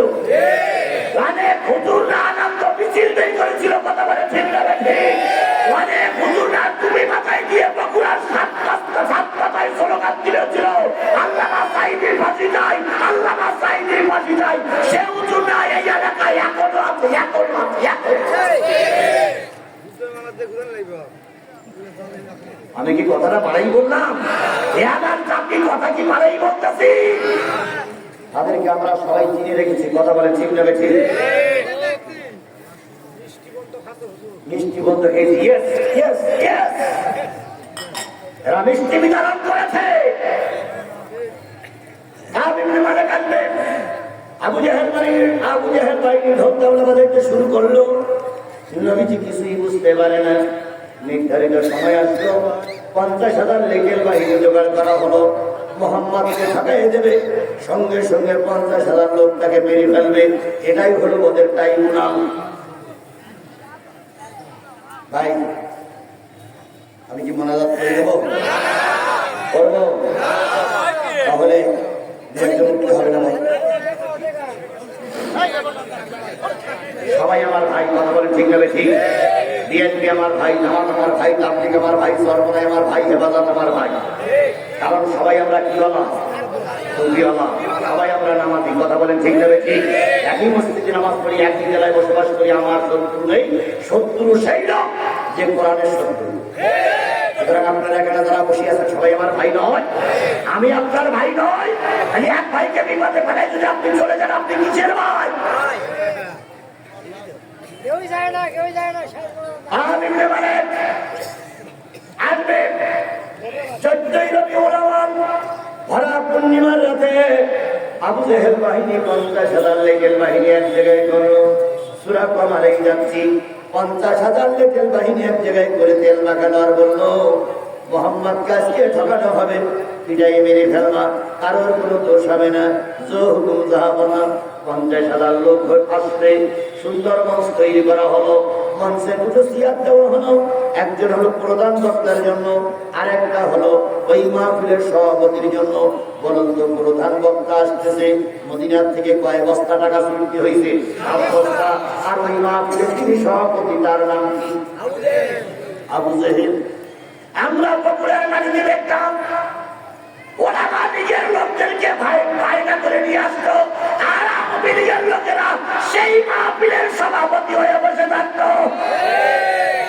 লোক হতো 30 জন। লোক হইতে পারলাম 30 জন। কারণ জনগণ জানতো ওই যে হুজুর আসছে সব ভণ্ড, আর যারা মাহফিল দিচ্ছে তারাও ভণ্ড। আমার ভাইয়েরা, 50,000 লোক লেকের বাহিনী মঞ্চ তৈরি হয়ে গেল। 2টা চেয়ার, একটা সোনার চেয়ার আর একটা রূপোর চেয়ার। এক চেয়ারে বসবে প্রধান বক্তা, এক চেয়ারে বসবে প্রধান অতিথি কিংবা সভাপতি। এবার চেয়ার দুটো বানানো হয়ে গেল, বিরাট মঞ্চ তৈরি করা হলো। নবী তার দলের লোকদের কিছু বলা হয় না, শুধু বলে খেলা হবে। কি বলে? কিন্তু কিসের খেলা হবে তা বলে না। সাহাবীরা ভয় পায়, কবে খেলা হবে, কি খেলা হবে, কিছুই তো বলে না। শেষ পর্যন্ত 14ই রবিউল আউয়াল বিশাল সমাবেশ করবে। সেই জায়গার আগের দিন নবীর কাছে একটা ছোট্ট লিখলো, মিস্টার আবু জেহেল, ও মোহাম্মদ, এত লোভ দেখালাম, এত ভয় দেখালাম, এত নারী দিতে চাইলাম, কালেমার দাওয়াত থেকে দূরে সরে গেলে না। আগামীকাল তোমার সঙ্গে ওয়াজ করার জন্য মদিনার থেকে একজন হুজুর আসবে। কালকে তুমি ময়দানে থেকো, যদি কালকে ময়দানে না থাকো, পরের দিন যেখানে হবে সেখানেই জনগণ তোমাকে পিটাই মেরে ফেলবে। চিঠিটা নিয়ে গেলেন ওয়ালিদ ইবনে মুগীরা নবীর সামনে। নবীজি চিঠিখানা পড়তে পারতেন না, নবী লিখতে পারতেন না, পড়তে পারতেন না। নবীজি বলেন, ওমর রে, দেখো তো চিঠিতে কি লেখা আছে। ওমর চিঠিখানা দেখে 2 চোখের পানি ফেলাই কান্দে আর বলে, ইয়া রাসূলুল্লাহ, আমরা মনে হয় আপনাকে আর পাবো না, আপনি মনে হয় ওই বিদায় নেবেন। নবী বললেন, ওমর রে, শুধু কালনি কাজ হয় না, বলো তো চিঠিতে কি লেখা আছে। ওমর সবকিছু বললেন। বলার পরে নবী বললেন, ওমর, উদু ইলা সাবিলি রাব্বিকা বিল হিকমা, মানুষকে আল্লাহর পথে ডাকার জন্য আল্লাহ নিজে হিকমত বলে দিয়েছেন, তোমরা হিকমত অবলম্বন করো। আমার আল্লাহ এখনো বিদায় হয়নি, আমার আল্লাহ এখনো মারা যায়নি। ওই যুদ্ধে হোপলেস খেও না, ভয় পেও না, আর আল্লাহ তোমার নবীর সাথেই আছে। বাংলাদেশ জামাত ইসলামের নেতারা যখন ফাঁসিতে ঝুলল, জামাত ইসলাম এবং শিবিররা ধারণা করে নিয়েছিল একদিনের বিজয় হবে। বাংলাদেশ জামাত ইসলামী এবং ইসলাম বনাবনগুলো একদিন ক্ষমতার মসনদে যাবে। ইসলাম কায়েম সেই সময় এখন আমাদের হাতছানি দিয়ে ডাকতেছে, কথা বলেন ঠিক না ঠিক? এই সময়টা আমরা অবহেলা করলে চলবে না। এই সময়টাকে অবশ্যই কাজে লাগানো লাগবে। নবীজি বলেন, আমার কয়জন আমরা মুসলমান? ইয়া রাসূলুল্লাহ, আপনি বাদে আমরা 40 জন। আপনি বাদে? নবীজি বলেন, 2 জন করে কাতারবদ্ধ। আগামীকাল সন্ধ্যার আগেই 20টা জায়গায় 2 জন করে বসে পড়বে। ওরা থাকবে 9,000 আর তোমরা থাকবা 40 জন। 20 জায়গা থেকে দাঁড়িয়ে বলবা, অন্যায় কোনো বিচার আমরা মানি না। তোমরা লোক কয়জন? কয় জায়গা থেকে দাঁড়াই বলবা। আর আবু জেহেলের ওই বড় হুজুর মঞ্চে বসে বসে চিন্তা করবে, যে লোক তো সব মুহাম্মাদের দল।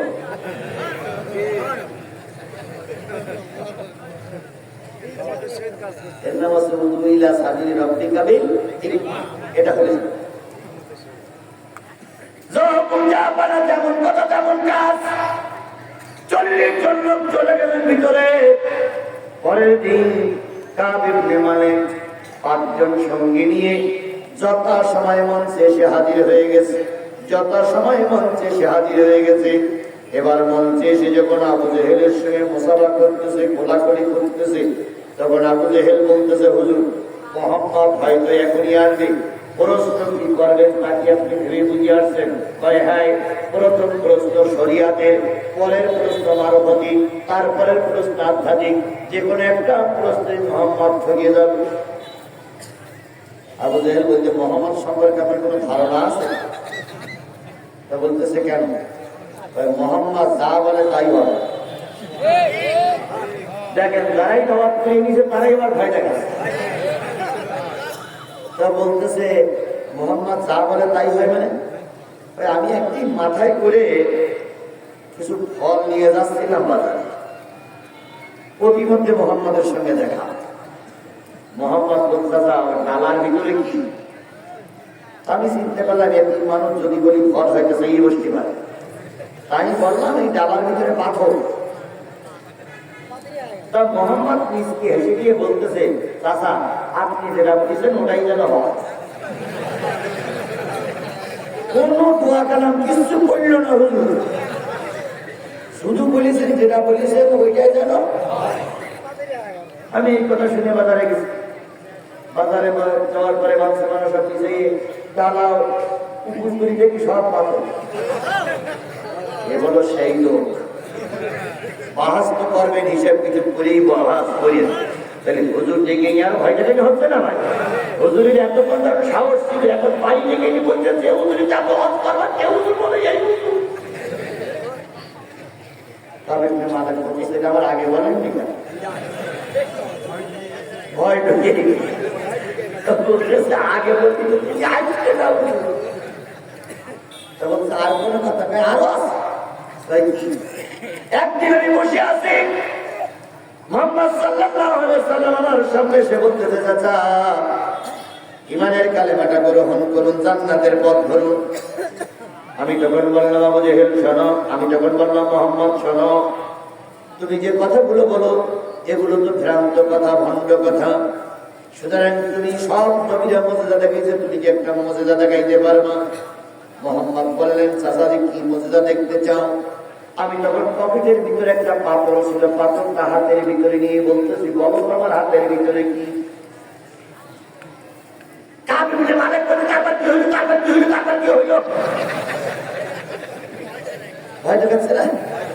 কি হলো? তারপর কি হলো? আবু জেহেল বলতেছে, বাবা হুজুর। তারপরে আমি হাত উঁচু করলাম, নবী বললেন, চাচা আপনার হাতের ভিতরে যেটা আছে সেটা যদি স্বীকার করে আর যদি কালেমা শাহাদাত করে তাহলে কি আপনি মুসলমান হবেন? আমি বললাম কথাই থাকে না, কারণ আমার পকেটে পাথর ছিল কেউ জানে না, তাহলে এখন স্বীকার করুন। ওই হাতের ভিতর থেকে বলতো আশহাদু আল্লা ইলাহা ইল্লাল্লাহ ওয়া আশহাদু আন্না মুহাম্মাদান আবদুহু ওয়া রাসূলুহু। আর পাথর বলতেছে, হুজুর ও মক্কার নবী, আমি কিন্তু মরুভূমির পাথর। আমি পাথরটা ছুঁড়ে মারলাম আর বললাম, মুহাম্মদ পাথরেও জাদু করতে পারে। সুতরাং হিসাব কিতাব বলেই শুরু করো। টাকা যখন 3 বস্তা নিয়েছি, যে কায়দায় হোক মুহাম্মদকে ঠকাবই। প্রশ্ন পাই না, একটা হলো কি প্রশ্ন, আরেকটা কি? মালিক বলতেছে, আসুন তো দেখি। ওয়ালিদ ইবনে মুগীরা বক্তৃতা করা শুরু করলো। আবু সুফিয়ান হলো সঞ্চালক। আবু সুফিয়ান ওয়ালিদ ইবনে মুগীরার বক্তৃতা করতে দিলেন। ওয়ালিদ ইবনে মুগীরা যা মনে চাইল তাই করল। এরপরে বড় বড় নেতাদের বক্তৃতা শেষ। প্রধান বক্তা ওনার আগে আবু জেহেলের বক্তৃতা শুরু। আবু জেহেল বক্তৃতা, ভাইরা আমার, বোনেরা আমার, 50,000 মানুষকে দাওয়াত দিলাম, মুহাম্মদকেও দাওয়াত দিলাম। মুহাম্মদ আসেনি, আমাদের সঙ্গে অবজ্ঞা করেছে। আগামীকাল যেখানেই মুহাম্মদকে পাবে সেখানেই হত্যা করবে। আমি রাষ্ট্রনায়ক হিসেবে হুকুম দিলাম। এমন অবস্থা আল্লাহ বললেন, নবী তোমার বিরুদ্ধে ওরা ময়দানে বিষাদগার করছে, ময়দানে যাও, আমি তোমার সাথেই আছি। আরেকটু জোরে বলা যাবে না সুবহানাল্লাহ? সেই আল্লাহ আছে না গেছে? সেই আল্লাহ আছে না মারা গেছে? তাহলে কিসের ভয় পাও? ময়দানে নামো। তোমাকে আল্লাহ একলা ময়দানে নামাইতে বসে দেখবে না। তুমি ময়দানে নামতা, তোমাকে ফিরিয়ে আনার দায়িত্ব আমার আল্লাহ।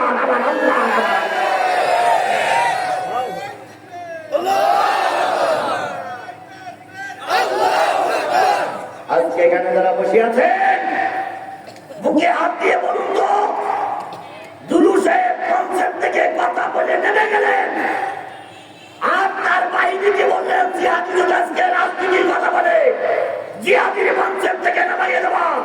আমি তখন দুরু সাহেবের সামনেই বসা ছিলাম। উনি মঞ্চে বসে বক্তৃতা করছে, আমি আপনাদের নতুন কাতারে বসা। শীতকাল ছিল, মুখ ঢেকে রেখেছে, কেউ চিনতে পারতেছে না। উনি চলে গেলেন। এবার কর্তৃপক্ষ বললেন, প্রধান বক্তা আশেপাশে কোথায় আছে, আমাদের সঙ্গে যোগাযোগ আছে, উনি পাশেই আছে, কিন্তু আমাদের সঙ্গে দেখা করিনি, উনি অল্পক্ষণের ভিতরেই মঞ্চে আছে। আমি কাউকে দেখা করিনি। আমি ওইখান থেকে মামলার পরে মঞ্চে উঠে যাই না, মামলার খুলেছি, জনগণ বুঝলো হুজুর এসে গেছে। আমি সেদিন 2 ঘন্টা 15 মিনিট কথা বলেছিলাম, মঞ্চে দাঁড়িয়ে চ্যালেঞ্জ করেছিলাম, বাপের বেটা থাকলে জিহাদির সঙ্গে মোকাবেলা করতে এসো, দেখি তুমি কোন পায়ের দুধ খেয়েছো আর আমি কোন পায়ের দুধ খেয়েছি। ওরা ক্ষমতায় ছিল, তারপরে কেউ মোকাবেলা করার জন্য আসেনি, সাহস পাইনি। আর এখন সবকটা পালিয়েছে। এখন আমার সঙ্গে না, ইসলামের সঙ্গে মোকাবেলা করার মতন কোন শক্তি এলাকায় নেই। কথা বলেন ঠিক আছে? সুতরাং এখন মুখ বুঝে থাকার প্রশ্নই ওঠে না। আল্লাহ নবী, আল্লাহ বলেন, মুহাম্মদ ময়দানে যাও। ওরা একা একাই ময়দান দখল করে নিল। আল্লাহ নবী পূর্ণিমার চাঁদের রাত্রিতে 14ই রবিউল আওয়ালে চাঁদের রাত্রিকে একখান সাদা রোমান মাথায় দিয়ে আস্তে আস্তে করে হাঁটি হাঁটি পা করে আবার উত্তর চত্বর দিয়ে আবু কুবাস পাহাড়ের পাদদেশের দিকে আসতেছে। আবু জেহেল মাথা উঁচু করে বলতেছে, আবু সুফিয়ান কে আসে? আবু সুফিয়ান বলতেছে, মুহাম্মাদই আসতেছে। আবু জেহেল বলতেছে, আসার চাইতে না আসাই ভালো ছিল। আবু সুফিয়ান বলতেছে, বস করার জন্য 7 বস্তা টাকা দেবো, বুঝাইলে এখন বলতেছে না আসাই ভালো ছিল। আবু জেহেল বলতেছে, যে হুজুর ভাড়া করে নিয়ে আসছি, আমার বিশ্বাস আমাদের মুহাম্মাদের কাছে হুজুর পারবে না, আমাদের মুহাম্মাদেই জিতিয়ে দেবে। ওরাও দায়িত্ব, মুহাম্মদ সত্য নবী। কথা বলেন ঠিক না বেশি? আজকে বাংলাদেশের সব মানুষ জানে, সচিব জানে, কেয়ারটেকার সরকারের প্রধান যিনি, তিনিও জানে, বাংলাদেশের কোন দলটা সঠিক? জানে না, জানে না, জানে না, জানে না। একদল হুজুরকে যুদ্ধ অপরাধীর মামলা দিয়েছ, ধর্ষণের মামলা দিয়েছ, কিন্তু ওই হুজুরদের নামে গোটা বাংলাদেশে একটা টাকা দুর্নীতির মামলা তোমরা দিতে পারোনি। এর নাম ইসলাম, এর নাম ইসলাম, এর নাম ইসলাম। সুতরাং এই নির্ভেজাল মানুষগুলো যদি ক্ষমতায় যেতে পারে, আমার দেশটা হবে সোনার দেশ, আমার দেশটা হবে সোনার দেশ। কথা বলে ঠিক লেগেছে? আমরা কি সোনার দেশ চাই না? আমরা কি সোনার দেশ চাই না? তাহলে বিএনপি এবং জামাতের পক্ষ থেকে যাকে এখানে নির্বাচন করার জন্য প্রতীক দিয়ে পাঠানো হবে, আল্লাহর কসম সবাই তার পক্ষে সাপোর্ট করবে। কোন অবস্থায় ভাগাভাগি করার সুযোগ নেই। কথা বলে ঠিক যাবে কি? এই অবস্থায় যদি বিএনপি জামাত দুই পাশে দাঁড়িয়ে যায়, আমার দেশে আমার দেশে আমার দেশে ওই আওয়ামী লীগ আবার মাথা উঁচু করে দাঁড়াবে। হাসপাতালি দেবেন বলা কাজ না, টুসকরি ঢুকে পড়বেন, টুসকরি টুসকরি হয়ে গেছে, হয়ে গেছে ভাই, উল্লেখটা হয়ে গেছে। বলা তো হবে আমার ভাইয়েরা, আবু জাহেল এই কথা বলার পরে নবী আসলেন। নবী এসে বলতেছে আসসালামু আলাইকুম। কত সুন্দর কথা লাগে, আসসালামু আলাইকুম। আবু জাহেল প্রধান বক্তার গায়ে ঠেস লাগাই বলতেছে, ঘুমাচ্ছেন মোহাম্মদ হাজির? কেতাবে আসছে বুখারী হাদিস, কাব ইবনে মালিক যিনি কয় বস্তা টাকা চুক্তি করে এসেছেন, উনি মোহাম্মদের মাথার থেকে পাত থেকে মাথা পর্যন্ত একবার তাকিয়ে দুই চোখের পানি ফেলাই কাঁদতেছে আর বলতেছে, আল্লাহ আমি এতক্ষণ যা শুনেছি ভুল, এই লোক কখনো ভণ্ড বা প্রতারক হতে পারে না। এখানে থেকে বলে দিচ্ছে ইনি একজন আল্লাহর নবী, আল্লাহর নবী, আল্লাহর নবী।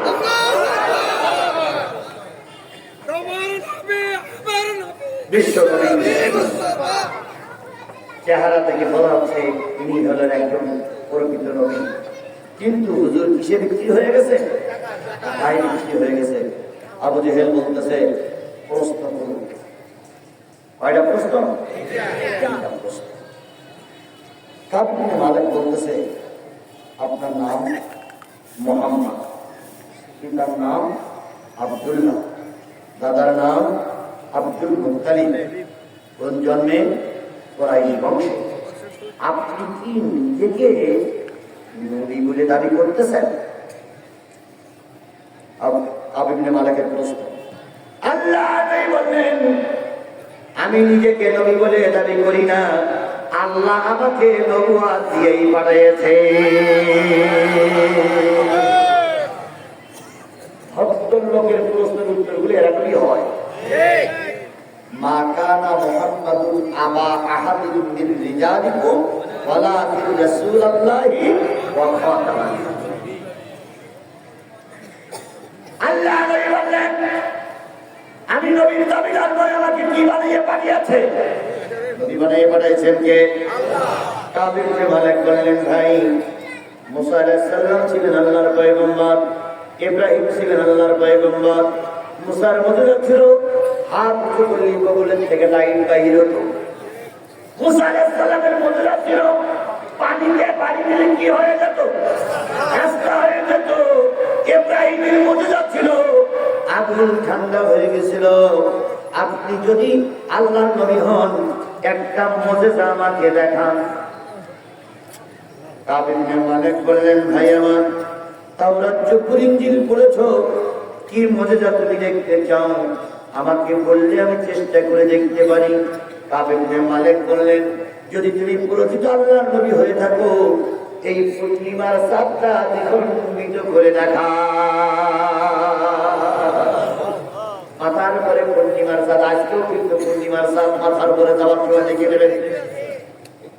পূর্ণিমার চাঁদটা দ্বিখণ্ডিত করে দেখাও। নবী আকাশের দিকে তাকাই বলতেছেন, না চাঁদ নিয়ে তো গবেষণা করার সময় আমার হয়নি। আল্লাহ পাকের জিবরিল এসে বললেন, বন্ধু মন খারাপ করো না, যারে যা বলবা সে তাই শুনবে। কারণ তুমি এই 50,000 মানুষের সামনে বিপদে পড়েছ, আল্লাহ তোমার বিপদে ফেলে তামাশা দেখবে না। নবীজি এবার বললেন, চাঁদে তুই তো জানিস আমি আল্লাহর পয়গম্বর, আমি নিজেকে কখনো পয়গম্বর বলে দাবি করি না। যদি প্রকৃত আল্লাহর পয়গম্বর হয়ে থাকি, ধর্ম প্রচারের সাথে এই কাফেরদের মোকাবেলার সাথে সাতটা দ্বিগন্ডিত হয়ে যা। আরেকটু জোরে বলেন সুবহানাল্লাহ। বলার সাথে তাদের কম্পন শুরু হলো, চাঁদ দুই ভাগ হয়ে গেল, চাঁদ দুই ভাগ হয়ে আবু কুবাস পাহাড়ের পর দুই পাদদেশে পড়ে গেল।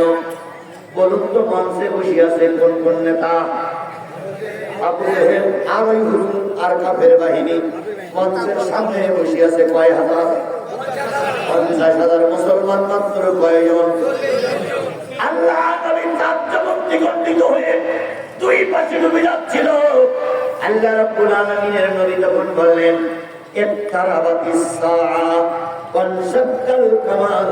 আল্লাহ জিবরাইলের দিয়ে আয়াত নাযিল করে দিয়ে বললেন, কিয়ামত নিকটবর্তী হয়ে গেছে, জাতি দেখো চাঁদ দ্বিগন্ডিত হয়ে গেছে।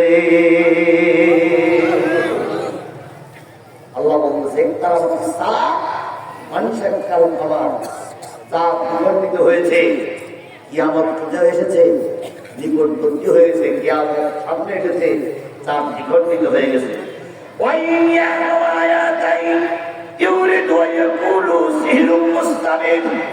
যখন চাঁদ দ্বিগন্ডিত হয়ে যায়, নবী বলেন, আবু বকর দেখো, ওমর দেখো, ওলীদ ইবনে মুগীরা দেখো, চাচা আবু সুফিয়ান দেখো, কুরাইশ বংশের লোকেরা দেখো, আল্লাহ পাক আমাকে কি বড় মর্যাদা দিয়েছে। আমার হাতের ইশারায় চাঁদটা দ্বিগন্ডিত হয়ে পাহাড়ের দুই পাদদেশে পড়ে গেছে। দেখো দেখো দেখো দেখো দেখো, নবীজি খুশি বলতে, দেখো চাঁদ দ্বিগন্ডিত হয়ে গেল, সামনে আছে কয় হাজার। কোন লাইটের ব্যবস্থা সেদিন ছিল না, চাঁদের আলোরা সমাবেশ করতেছিল। পূর্ণিমার চাঁদটা যখন অন্ধকার হয়ে গেল, অবশ্য ফিরে আসলো। ওই 50,000 লোকের সাথে ছিল লাঠি, তারা এখন লাঠি উঁচু করে বলতেছে, ও আবু জেহেল, চাঁদ জাগায় লাগা। যদি চাঁদ আর 15 মিনিট অন্ধকার করে থাকে, যে লাঠি নিয়ে এসেছিলাম মোহাম্মদের বিপক্ষে ব্যবহার করার জন্য, সেই লাঠি কিন্তু এখন তোমার বিপক্ষে ব্যবহার হবে। শেখ হাসিনা রহমাতুল্লাহ আলাইহি, শেখ মুজিবুর খলিফাতুল্লাহ আলাইহি এদের জাতিদের যে উপহার দিয়েছে, ওই জাতির আওয়ামী লীগের নেতা কর্মীরা বলতেছে, আমরা না খেয়ে থাকবো, তবুও শেখ হাসিনা যেন আর ফিরে না আসে।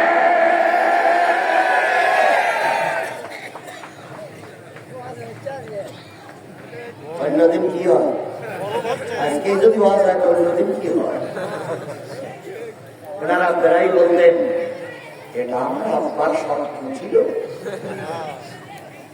স্টেডিয়াম এটা আমার আব্বার স্বপ্ন ছিল, পদ্মা সেতু এটা আমার আব্বার স্বপ্ন ছিল, যমুনা সেতু বঙ্গবন্ধু সেতু আব্বার স্বপ্ন ছিল। তাহলে সব যদি আব্বার স্বপ্ন থাকে, আপনি পালাই গেলেন, ওটাও আব্বার স্বপ্ন ছিল।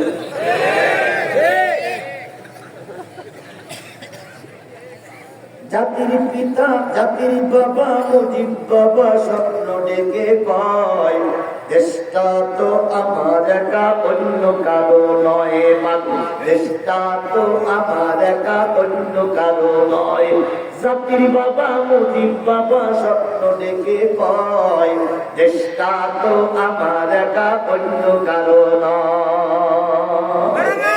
আমার কন্যা শেখ হাসিনা, সকল স্বপ্ন ডেকে ডেকে বলতে পারবো, এবং সব যদি স্বপ্ন দেখে দিলাও সত্য।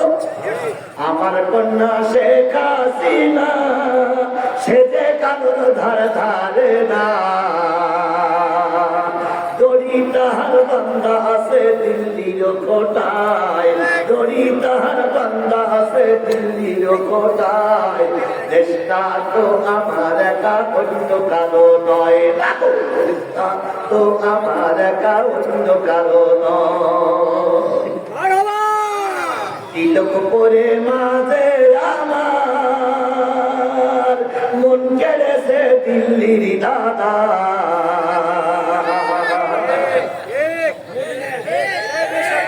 কথা বলেন, কথা বলেন। ইঁদুর পরে মাঝে আমার মন কেড়েছে দিল্লির দাদার। সেই আশীর্বাদে মাঝে আমার থাকবে ক্ষমতায়, আশীর্বাদে মাঝে আমার থাকবে ক্ষমতায়।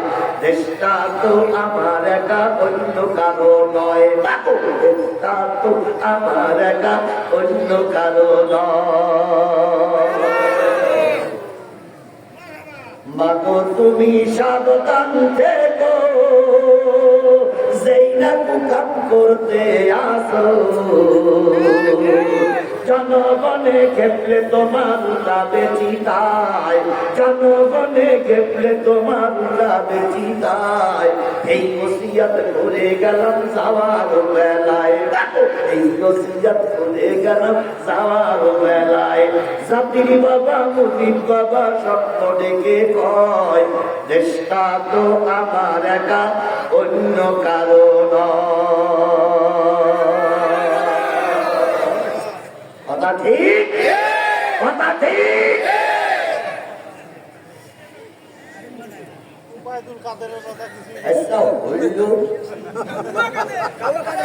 আমার ভাইয়েরা, যে জিনিসটা বুঝাতে চাচ্ছিলাম সেটা হলো ৬,০০০ মানুষ মুজিলা দেখার পরে নবী যখন বললেন এরাও দেখো কি সুন্দর মজেজা, সবাই দেখলো। কাফেরেরা বললো সিহরুম মুস্তামির। ও আল্লাহ, এতদিন দেখতাম দুনিয়ায় জাদু চলে, এখন দেখি সাদেও জাদু চলতেছে। ৫০,০০০ লোক বুঝে যাচ্ছে, ৭ জায়গায় লাগাও। আবু জেহেল নিজে যদি বলতে ভাবিজা গর্জন শুনে যাও, ভাবিজা ৫০,০০০ লোক বুঝে ৭ জায়গায় লাগাও। ওখানে আমার কোনো ক্ষমতাই নাই। ভাতিজা তুই আমার মালিক থেকে বাঁচা। ভাতিজা আমি কথা দিচ্ছি তোর পায়ে ধরে, আমি কালকেই মুসলমান হয়ে যাব। কান্দে পড়িয়া কথা কান্দে রে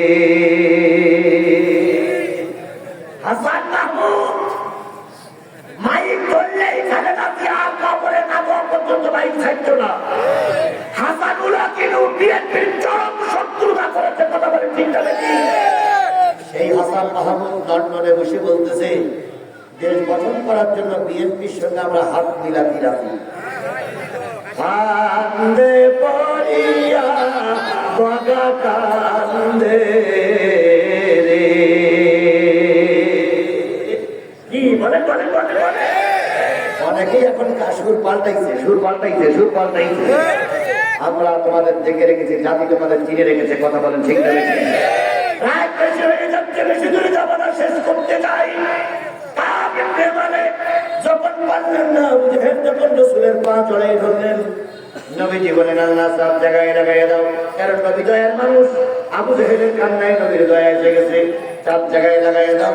৭ জায়গায় লাগানো হলো। এবার আপনাদের বলতেছে, বলিলাম না হুজুর তুই পারবে না, টাকা দেব ৩ বস্তা নেশা, ওটাও ফেরত দাও। ইবনে মালিক তখন বলতেছে, প্রশ্ন করতে চাইলাম কয়টা হয়েছে, কয়টা? এখনো 2টা প্রশ্ন বাকি। এবার বলতেছে তাহলে প্রশ্ন করো। ইবনে মালিক বলতেছে, মুহাম্মদ সাল্লাল্লাহু আলাইহি সাল্লাম বলো তো আমার ছেলে মেয়ে কয়জন? এটা হলো মারফতি প্রশ্ন। আমার ছেলে মেয়ে, আচ্ছা বলুন তো সচিব সাহেবের কয়টা ছেলে মেয়ে? আমি জানি না। আমার কয়টা ছেলে মেয়ে সচিব সাহেব জানবেন? এখন সচিব সাহেব হঠাৎ করে বলে খুব কাজ করতে চান, ছেলে মেয়ে কয়জন? প্রশ্নের উত্তর কি আছে? আমার ছেলে মেয়ে কয়জন উনিও জানে না, ওনার ছেলে মেয়ে কয়জন আমিও জানি না। এখন কাবিলকে মালিক বলে বলো তোমার ছেলে মেয়ে কয়জন? যদি এই প্রশ্নের উত্তর না দিতে পারে তাহলে হুজুরির এবার কি করা হবে? সজ্জারা করা হবে। এটা কোনো প্রশ্ন হলো? আল্লাহ নবী চিন্তা করলেন আমার ঠকানোর জন্য সবকিছু করতেছে, এখন যদি এই প্রশ্নের উত্তর দিতে গিয়ে যদি এখানে উত্তর দেই, ওই টাকা পর হুজুর, ওই সাতন্যাসী হুজুর বলবে প্রশ্নের উত্তর সঠিক হয়নি। এবার ওমরকে ডেকে বলেন, আমার আবার সত্তরে যাও, যেয়ে দেখো 5 জন গাঁজা টাইতেছে, এই 5 জন হযরত, এই 5 জন কাব ইবনে মালিকের সঙ্গে আসে, ওদেরকে ডেকে নিয়ে এসো। সাক্ষী হাজির না করলে এর প্রশ্নের জবাব দেওয়া যাবে না, কারণ টাকার লোভে সত্যটারে মিথ্যা বানাতে পারে, মিথ্যাটারে সত্য বানাতে পারে। 5 জনকে ডেকে আনা হলো। 5 জন ডেকে আনার পরে এবার বলতেছে, তোমাদের কাব ইবনে মালিক তোমাদের হুজুর কয় হ্যাঁ, তোমরা যখন এসেছো দৌড়ার চক্কর শুনেছে কয় হ্যাঁ, আমি একটা প্রশ্নের উত্তর এখন দেবো, 50,000 লোক লাঠি নিয়ে বসে আছে, আমাকে এখনই মারবে, তার আগে সঠিক হলে হ্যাঁ বলিও, বেটি হলে না বলিও। ওরা 5 জন লোক নত হয়ে গেল, মনটা নত হয়ে গেল, যেহেতু নবীর কাজে লেগে গেছে। এবার নবী কি বলতেছে, কাব ইবনে মালিক বড় প্রশ্ন করে, আমার ছেলে মেয়ে কয়জন? নবী বললেন, তোমার একটা নুলো মেয়ে আছে, প্রতিবন্ধী মেয়ে আছে, এই মেয়েটা হাঁটতে চলতে পারে না, সব সময় ঘরের ভিতরে শুয়ে থাকে। ওই 5 জন লোক, ওই যারা কাব ইবনে মালিকের বডিগার্ড হয়ে আসছিল, তারা সবাই বলতেছে ঠিক ঠিক ঠিক।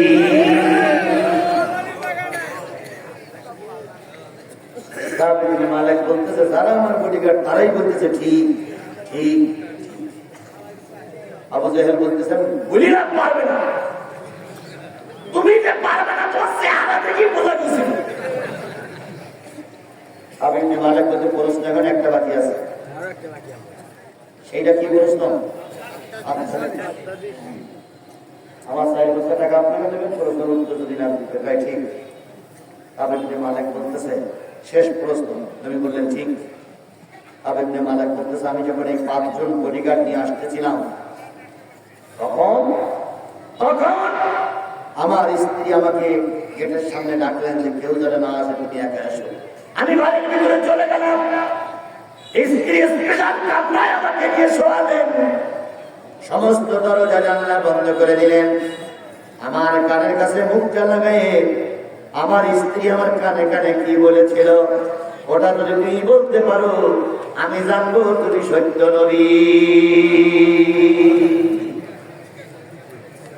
চিন্তা করেন কতটা নির্যাতন আমার নবীকে পেতে হয়েছে, কথা বলেন ঠিক না ঠিক?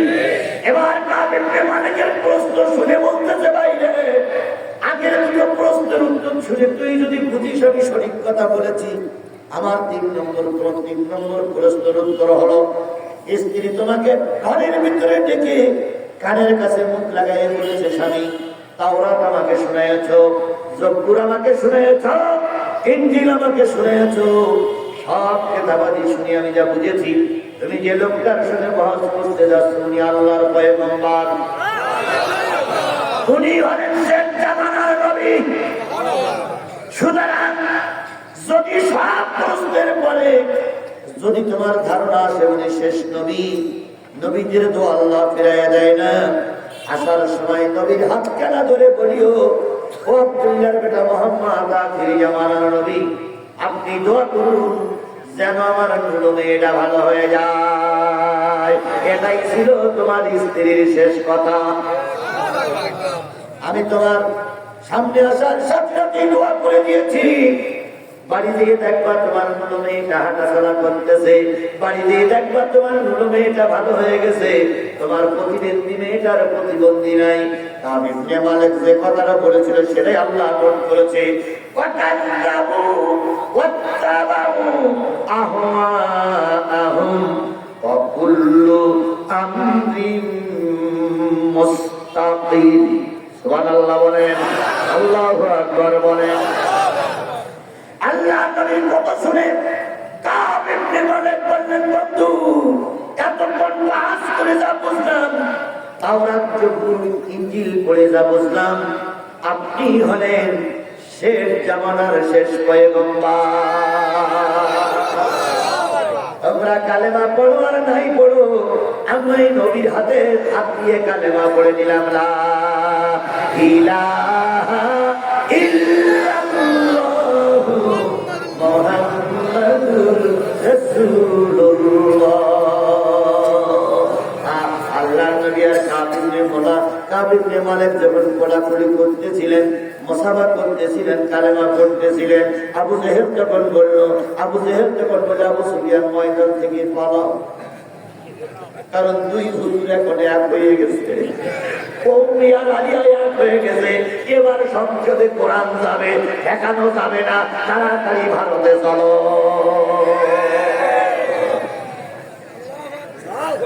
মেলে মেলে মেলে মেলে আল্লাহ রাব্বুল আলামিনের দরবারে মুতাবান তাওয়াত্তাউ। এই ভাই এই আয় আল্লাহ বান্দা মোনাজাত বান্দা খবরে নাই, তাদের জন্য তো অপর হয়ে গেছে, আমরা তো বুঝতে পারছি আমার আলোচনা শেষ। তাই 12 তাই হয়ে গেছে, মোনাজাতে বলি হবে। আমি শুধু বলি, যখন এত কিছু বোঝার হলো, তারপরে এই আবু জেহেল বাহিনী ইসলাম গ্রহণ করলো, ওরা পালাই যাচ্ছে,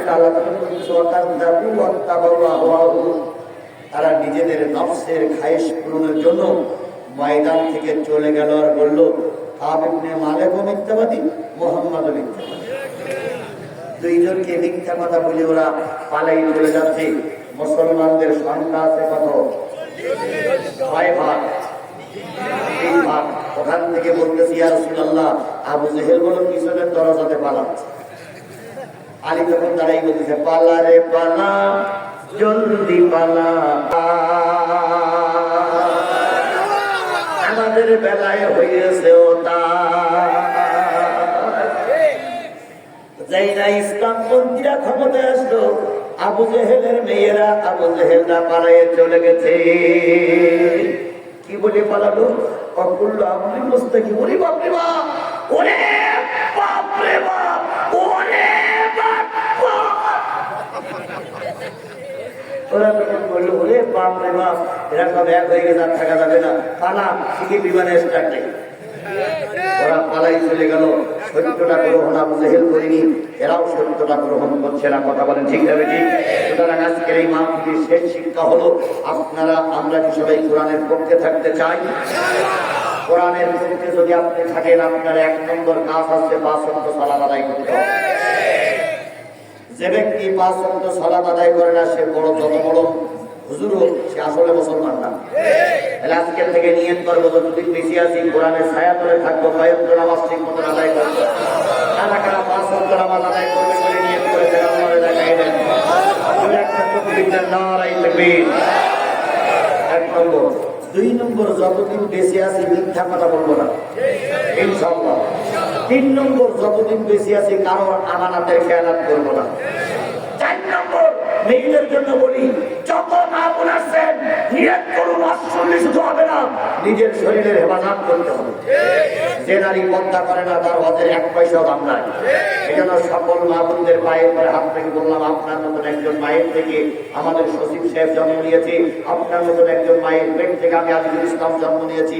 সুতরাং আপনার পেটটা অত্যন্ত দামি পেট মা, ওই দামি পেটটা যদি দামি করে রাখতে পারেন, আপনার পেটের থেকে সচিব জন্ম নেবে, আপনার পেটের থেকে আজিজুল হক জন্ম নেবে, আপনার পেটের থেকে মামুনুল হক জন্ম নেবে, আপনার পেটের থেকে আমির হামজা জন্ম নেবে, আপনার পেটের থেকে আব্দুল্লাহ আলামিন জন্ম নেবে, আপনার পেট থেকে আল্লামা ফাইল জন্ম।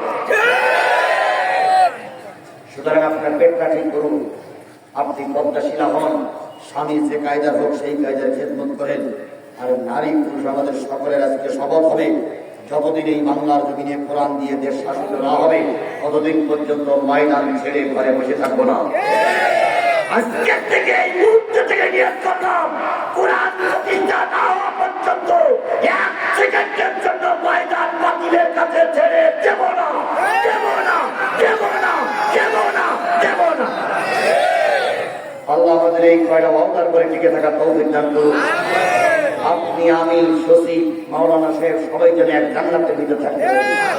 আল্লাহ আমাদের সবাইকে এক জান্নাতের মেহমান হিসেবে কবুল করুন। ওয়া আখিরু দাওয়ানা আলহামদুলিল্লাহি রাব্বিল আলামিন।